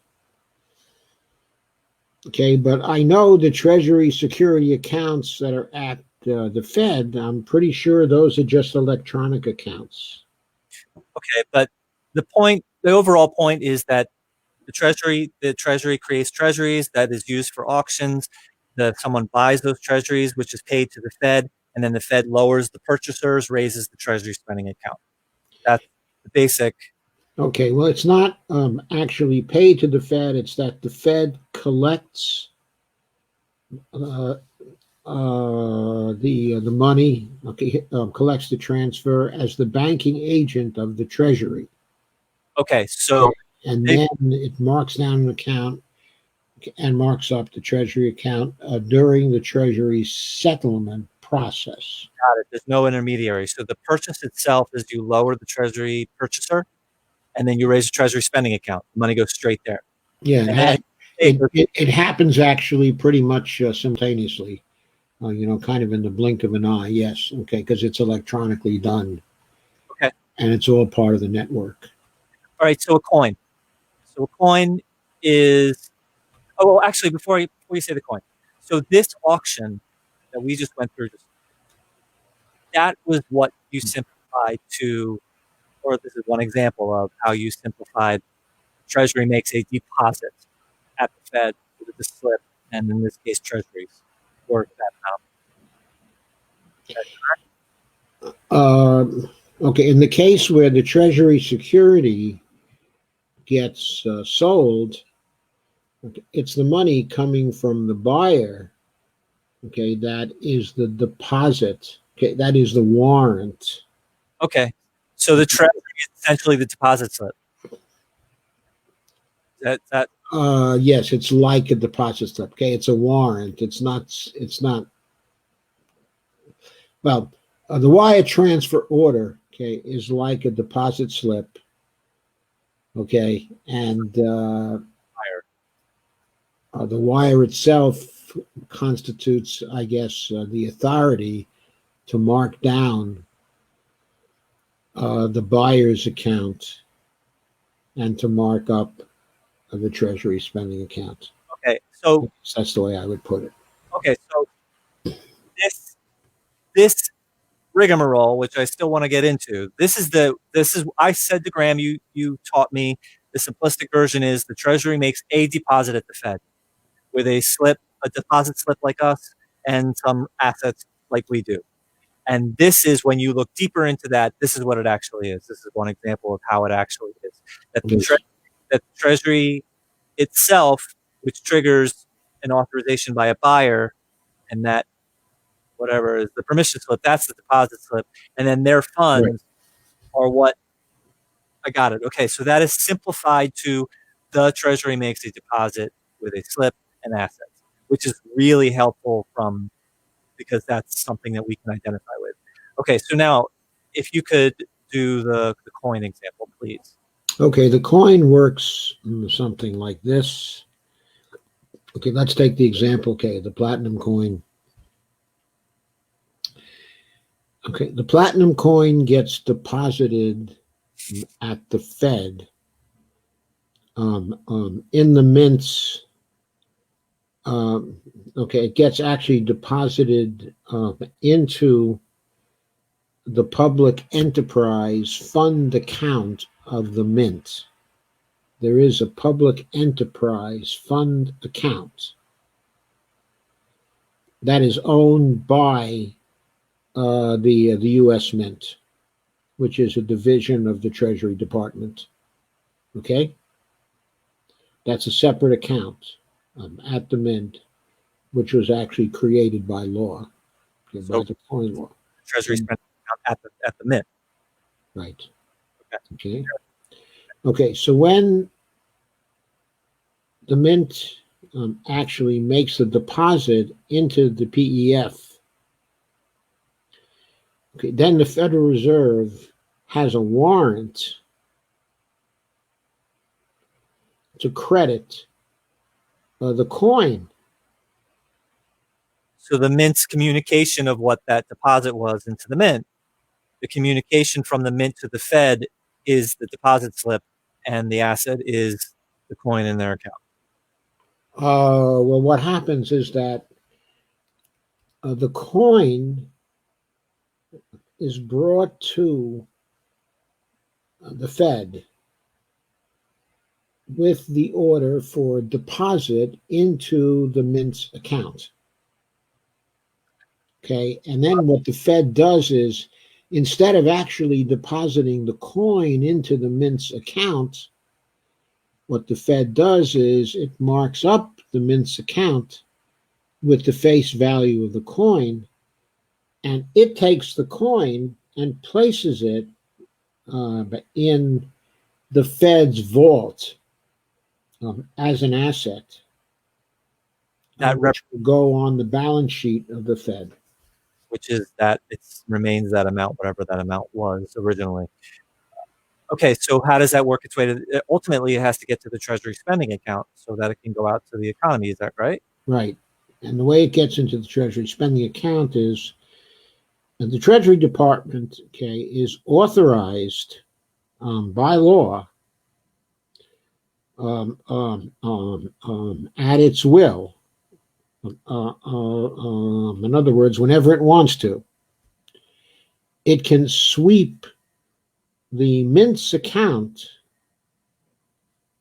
for the profits that are derived from swapping the coin to the Fed in return for the bank credit. So let's say it's $1 trillion coin. Okay, the mint's account is credited with the $1 trillion. The profit, okay, the profit which is due to the Treasury Department itself, which it can sweep for, is the difference between the cost of actually producing the coin and the cost of bringing it up to the New York Fed, and the cost of the armored truck and the protection and all that, however much that costs. Okay, let's estimate the total cost at maybe $5,000, okay, to bring it up to the New York Fed and to make the deposit, okay, in the New York Fed. Okay, so the Treasury Department has to leave the $5,000, which is the cost of the coin, has to leave that in the mint's account. But all the rest of it is the profit between that cost and the face value of the coin. So the profit is virtually the whole $1 trillion, okay, all but 5,000 of the $1 trillion, and that gets swept into the Treasury spending account. So that tops up the federal Treasury spending account. So that procedure forces the Fed to top up the Treasury spending account. And Lana asked me, are you talking about the seigniorage? Yes, I'm talking about the coin seigniorage. The coin seigniorage is the profit. But he's talking about the right spellings, Lana. Okay, it's the difference. Oh, I think she got the seigniorage spelling right. No, come on. No. Oh, no, she didn't. It's GNIOR AGE, I think. And actually, Sam wants you to, I didn't catch exactly what he wants. Sam Kangerloo would like you to clarify something. If you could scroll back and look at a couple of his comments. Okay, so anyway, the seigniorage is the profit. It's the difference between the face value of the coin and the actual cost of producing the coin, okay, and getting up to the Fed. So the seigniorage is almost the whole $1 trillion. Yes. Got it. All right. So Sam says that minting the coin is completely unnecessary. Yes, it's completely unnecessary. Okay, if Congress decides that it wants to order the Fed to place $1 trillion into the Treasury spending account. But Congress can do this, okay, at any time. Okay, in fact, I often talk about a method called overt congressional financing, okay, or OCF, where when the Congress actually passes an appropriations bill, it contains two short sentences in the appropriations bill, and those two short sentences, the first sentence says, deposit the amount, okay, of this appropriation into the Treasury spending account as soon as this bill is passed. Okay, and it also says also deposit the amount that is necessary for repayment of the debt and the interest, the Treasury debt and the interest accompanying the Treasury debt that will fall due during the period of the appropriation. I don't understand. I don't really know this that well, and I haven't listened to like I did listen to the MMT podcast one. I did not listen to the Money on the Left one, which I want to, regarding Mint the Coin. But I don't understand why it would be considered. I mean, it's no more unnecessary. It's no more a trick, a gimmick than what we currently do. Right. It's no more. It's not any more of a gimmick. It's just an unfamiliar thing to do. And it's much more What simplistic, much more makes it simple. unfamiliar, okay, what makes it unfamiliar is that the face value of coins is a lot smaller. Now, the Federal Reserve often puts coins into circulation because they go into circulation actually through the banking system. So the Federal Reserve has to supply coins to the banks, okay, that are part of the system. Where do the coins actually come from? They're produced by the mint, and the mint sells the coins to the Fed at face value. And then the Fed distributes those coins actually to the banks, okay, through the system. That's how coins get into circulation these days. Right. So there is now seigniorage. There is now seigniorage that actually is earned by the Treasury Department each year from those coins. I think the amount of the seigniorage right now, it's a relatively small amount considering the scale of all the money exchanged, okay, in the federal system. It's something like, I think the seigniorage is roughly 500 million per year now, or something like that. So there's already 500 million in coin seigniorage that is going on as part of the regular business of the Treasury dealing with the Fed. The only difference in minting the platinum coin, okay, is that there was a law passed which allows the Secretary of the Treasury to order the mint to print up coins with face values to be specified by the Secretary. And this law then allows the Secretary to order the mint to mint up $1 trillion coin or $100 trillion coin. Okay, and then the procedure for getting that coin actually credited to the Treasury spending account is first to put it into the Public Enterprise Fund account, and then for the Treasury to sweep the Public Enterprise Fund account for the seigniorage. So that's it. Okay, that's the way, okay, it happens. Okay, so it's actually something that people can probably be brought to understand. But what I think is even simpler is Congress simply ordering the Fed to top up the Treasury spending account, okay, with the amount of an appropriation. Oh, interesting. So all of these processes that you just described to me, with Treasury one and then the coin one, that's like like Stephanie Kelton did her. I don't know if it was her. She shared it. Of MMT is like ... straight line. Mainstream is to get to that same, from here to there. So you just described the crazy path, the family circus path, and you over congressional financing is just top it off. Don't go through any of these things. Yes, overt congressional financing is Congress sending orders to the Fed to top up the Treasury spending account Got it. with the amount of an appropriation passed by Congress. Got it. Got It's it. as simple as that. And it's 2 sentences. Right. It's 2 sentences. Okay. I find this very interesting. I want to go more into this, but we've been going for a while. I'd like to just 2 unrelated.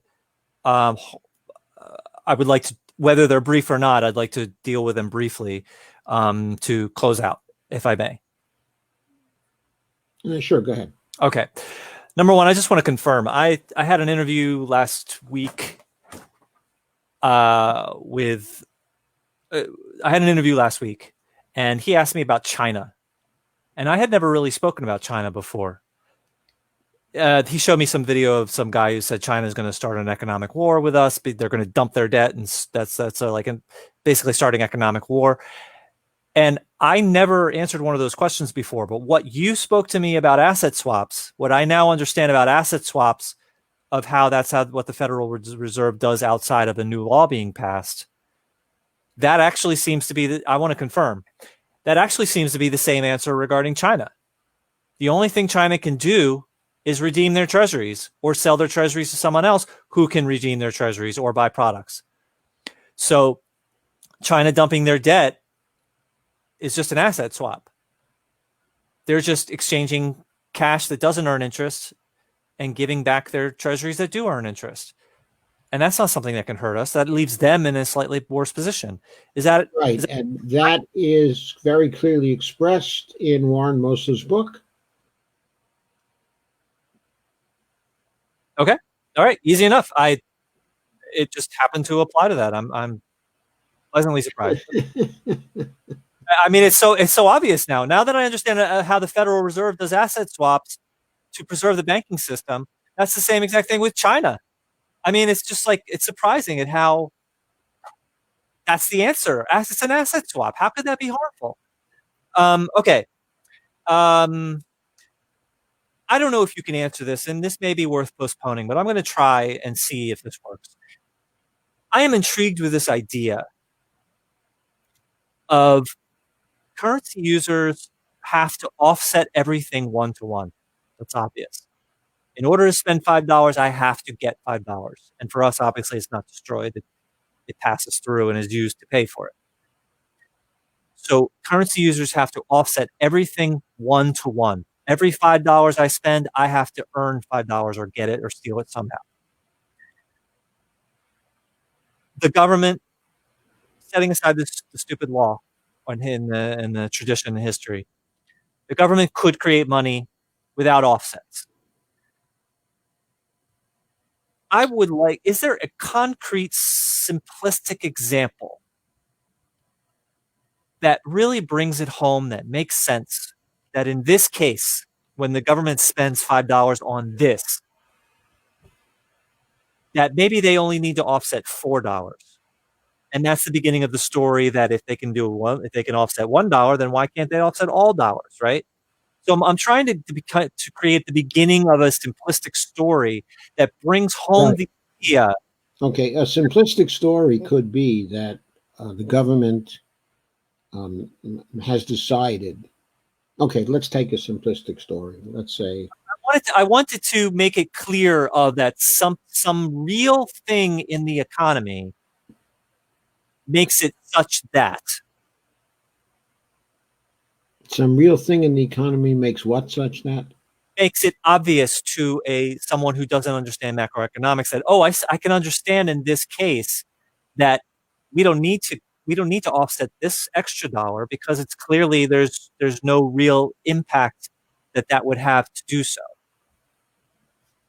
Just say what you were going to say, but say what you were going to say, please. Okay, what I was going to say is that Congress could choose. Okay, for example, let us take the Jayapal the bill, okay, that Jayapal, okay, and Rashida Tlaib, okay, have introduced, which is the Automatic Boost to Communities Act, okay, the ABC Act.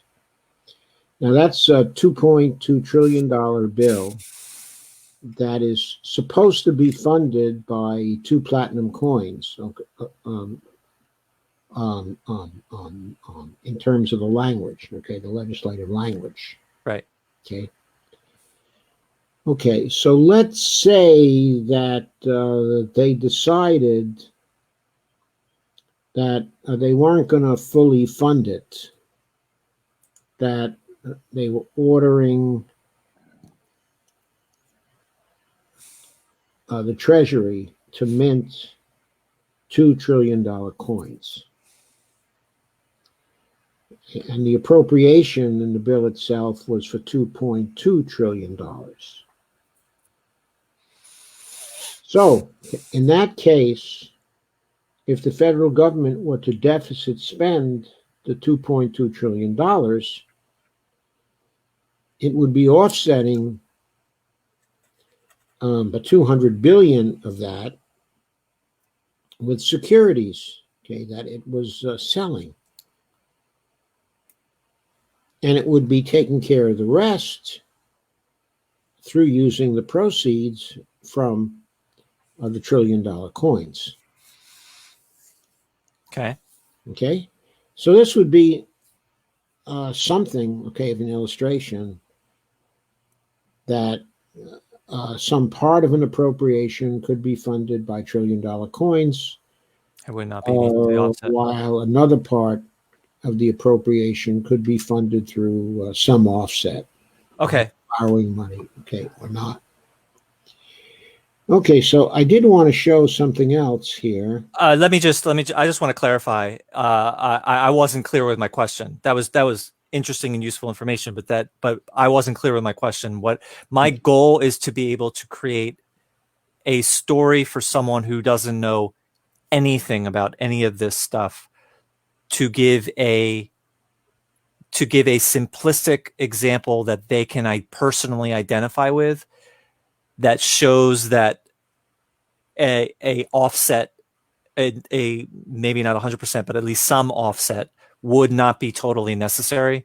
And I don't think you can necessarily answer this right now, but like I came up with a kid's story that showed not this particular subject, but just introducing MMT in general, of like, if you woke up and you had the power to create money, what would you do with that? Like that's a story that can be identified with someone that knows nothing, and that, you could use your power to hurt people by giving it to the wrong people, and so on and so on.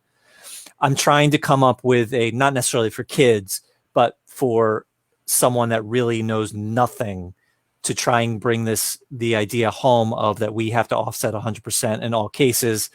But in this case, it really makes sense that we don't have to offset. So I'm going to think about it more, but I'm trying to come up with a story at that basic level outside of that stuff. Okay, well, in fact, we don't know when it doesn't make sense to offset it, simply because the main danger from not actually doing the offset is inflation. And we don't know how much we have to offset in order to avoid inflation in the system. It's likely right now that we're taxing far too much. But there could be a case of, for example, of like there's a homeless person on the street. There's a restaurant that has extra food. So what would be the harm in giving that person $1 without offsetting that dollar, so they can walk into that restaurant and purchase that $1?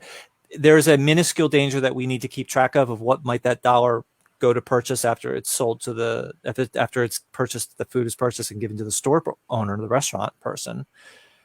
Right. Okay. But actually, things are even more basic, okay, than that, or maybe less basic than that. Of course, lots of people are talking about, okay, a basic income now. Okay, having a basic income for poor people. Yeah, I mean, maybe this crisis, suggesting that in this crisis that people should be getting but $2,000 a month.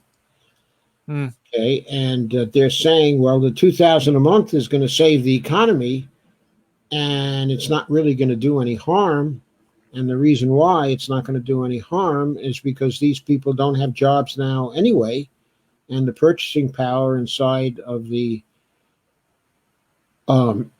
economy is so low. And why would we have to offset this anyway? It doesn't have to be offset, right? Because we can simply create the $1 trillion coins. Right, and actually, this crisis is rent strike that they need to pay their rent. What is the harm of paying their rent? It gives to their landlord. What is the harm of them passing it on to pay their bill, and on and on and on to all these suppliers? It's just basically the dollar going around in a circle, Right. and it's everybody satisfied. So actually, I think that might satisfy the bill. Okay, thank you. So you wanted to present your something. All right, I just wanted to share the screen. Let me see if I can get the screen shared. Why can't I share it? I don't know. Oh, I see. I got to share it here. Okay. So let me see what it looks like now.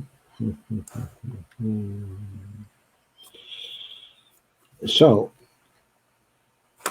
I'm now sharing the screen. Let me put us both in there. So this is the language, okay, of overt congressional financing.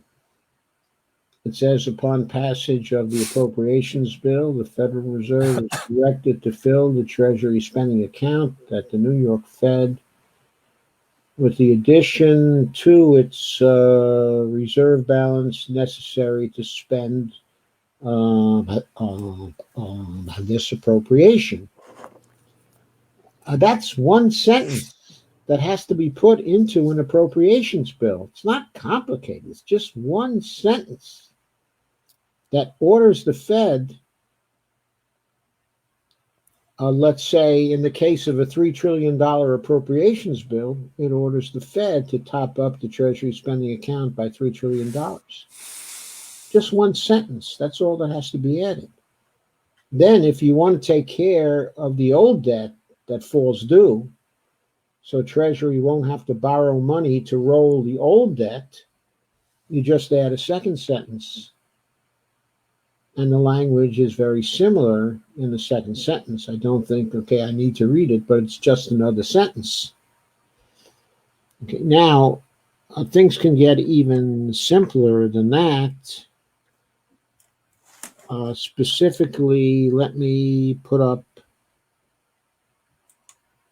something else on the screen. I think that's up there now, isn't it? I believe it's still being shared. Let me make sure.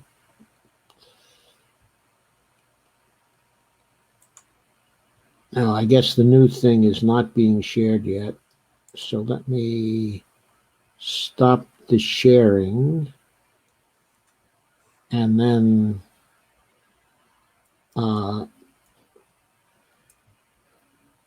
and let me start the sharing once again.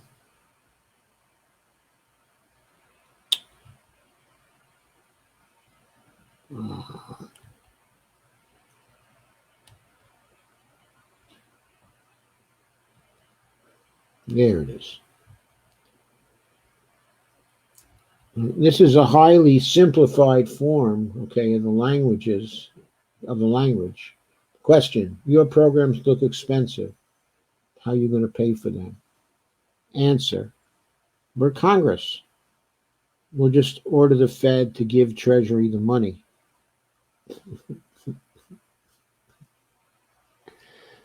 That's it. That's the easiest answer to how you're going to pay for it. My 10-year-old, I've taught my 10-year-old to I'm actually going to change it, but how do you pay for stuff? And my 10-year-old will say credit currency, and then he'll run away. And so I'm trying to change him to say it to you voted into existence. Yep, you voted into existence. So let me just share one more. I've got actually two more versions of this, but let me just share one of them. That's, I think, OCF 3. So that, again, starts off with the same question. Your programs look expensive. How are you going to pay for them? And the answer is easy. When we pass a spending bill, we'll just order the Fed to immediately add new dollars to the Treasury's account to pay for new spending and repaying debt as we go along until it is eventually gone, where it is the treasury debt. So that's it. That's a real simple answer to the question, but it's the simple answer that Bernie Sanders would not give. Yeah. So he got all wound around the axle, hooing and hawing and going into how it was all going to be paid for by tax money. And all he had to do was say something like that. Now, of course, it was going to blow people's minds and create all kinds of troubles, but he could have educated over a period of time, and he should have said, look, it's Article 1, Section 8 of the Constitution. Congress has the authority to create the money of the United States. So if we need money to pay for Medicare for all, and if we don't want to tax people for it, then we can do this. If we want to tax people some of the way, but not all of the way, then we can tax them for part of it, and the rest, we can do this. If we don't want to tax people, but we want to borrow part of the way, we can borrow part of the way, and then the rest of the way we can do this. And that's really all that he would have had to say. I think he could have educated people about this. I mean, partially he didn't do it because he wanted to win, and so he didn't do it. But if it was so inevitable that he was going to lose, which I mean, looking back, it's like, how could he not? Then he might as well taken the opportunity to at least do this. But anyway, I think people would have understood this. I think they can understand Article 1, Section 8 places the power to coin money in the hands of the right. Congress. And then the conversation would have changed to it's a bad idea because it would cause inflation, and then right. that would. Okay, and then he could have said, "Well, here's my economist. Is in the details here. It depends upon on how much money we actually create in comparison with how much we tax and how much we borrow. So it's a complex matter. But we don't have to tax away every dollar we spend. In other words, what you're saying right now is you're assuming we have to pay for everything by offsetting what we spend with the same amount of dollars. Where is that written? Where is that a law, okay, of economics? That's not a law, okay, of economics. Where is it? Where is it written? These rigmarole things with the treasury and the coin and all this stuff. Where is that stuff written? Yeah. Where is it written? Oh, are you talking about the coin? The Fed procedures and the Treasury auctions and the procedures for the mint, and it is legal that this has to be how it's done. Yeah, the parts of the U.S. Code, Federal Reserve Act, probably allow the parts of the U.S. Code, okay, are specified in my book called "Fixing the Debt Without Breaking America." Okay. I have references to the portions of the U.S. Code that say what the platinum coin law authorizes the Treasury Department and the Mint, okay, to do. Right. Okay. That's your coin book, right? Yeah, that's Fixing a Debt is the only platinum coin book yet in existence. Well, that's pretty cool. Sam makes a comment I just want to address. Sam says he didn't do it because there's still too much to explain. He says, where'd I go? He says, debt ceiling, Joe, debt ceiling. No, I've talked to his national campaign director about it, and he was afraid to sound like a crazy person because of the media's constraint for concision. Yeah, I mean, yeah, that's right. But so they made him sound like a crazy person because he's a socialist and all these things. So he might as well sound like a crazy person for the truth. It might as well use. I mean, if he's going to be labeled as crazy, he could have explained it, as I said, very, very simply. Okay? Of course, and passed it to Stephanie Kelton. He doesn't have to. Okay, and then they would have said, as you said, but that's going to cause inflation. And then he could have said, well, that depends upon how much we offset through taxes. And he could have said, we can do some deficit spending without any offsets. Right, but the point is, by the taxes or borrowing, and then they wouldn't have had anywhere to go. They wouldn't have had any other questions they could easily ask. But regardless, then he should step aside and say, but here's the experts to address your concerns. He doesn't have to put that burden on him. You know, he could say it to begin with, and then he can pass it off to those who can address those things. But yes, but when he's in a presidential debate, it's hard to pass it off to those people. But he can refer to them. He can refer to them, and he can give the basics. Right. He can say, look, for more details, and deficit spend. We don't have to tax away every dollar we spend into the economy, do we? Right. No, I agree. I agree. I'm done with the campaign. Answering that. Right. I'm going back to something that we were talking about before, and just this is the final thing to close out, which is, do you happen to have a basic understanding of what that matrix is for IO rent? The landlord depends on my rent. The landlord has these bills. Like, do you have a sense of what those things are, and then how that goes deeper to the next level of what those things are?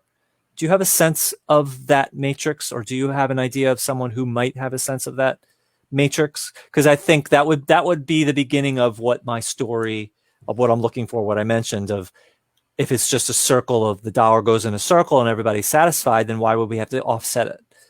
Do you have just a basic sense of, and don't say it now, just do you have a basic sense of what that matrix might be? Well, I think I have a general idea of how exchanges in the economy work. Okay. So a servicer would have basically, okay. All right. So I think that might be interesting to get into at some point, because I think that might be the beginning. Like, I could come up with a very basic hypothetical, but it would be nice to, it's really a social interaction matrix where people are exchanging things.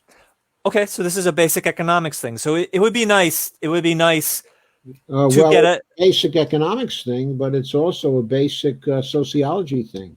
Okay. Sociology thing. And that's clearly you're pretty decent in there. So I'm pretty decent in economics. I'm pretty decent in sociology. I'm pretty decent in complex adaptive systems. You are not decent with audio science technology. I'm not decent with audio technology. I admit I'm not decent.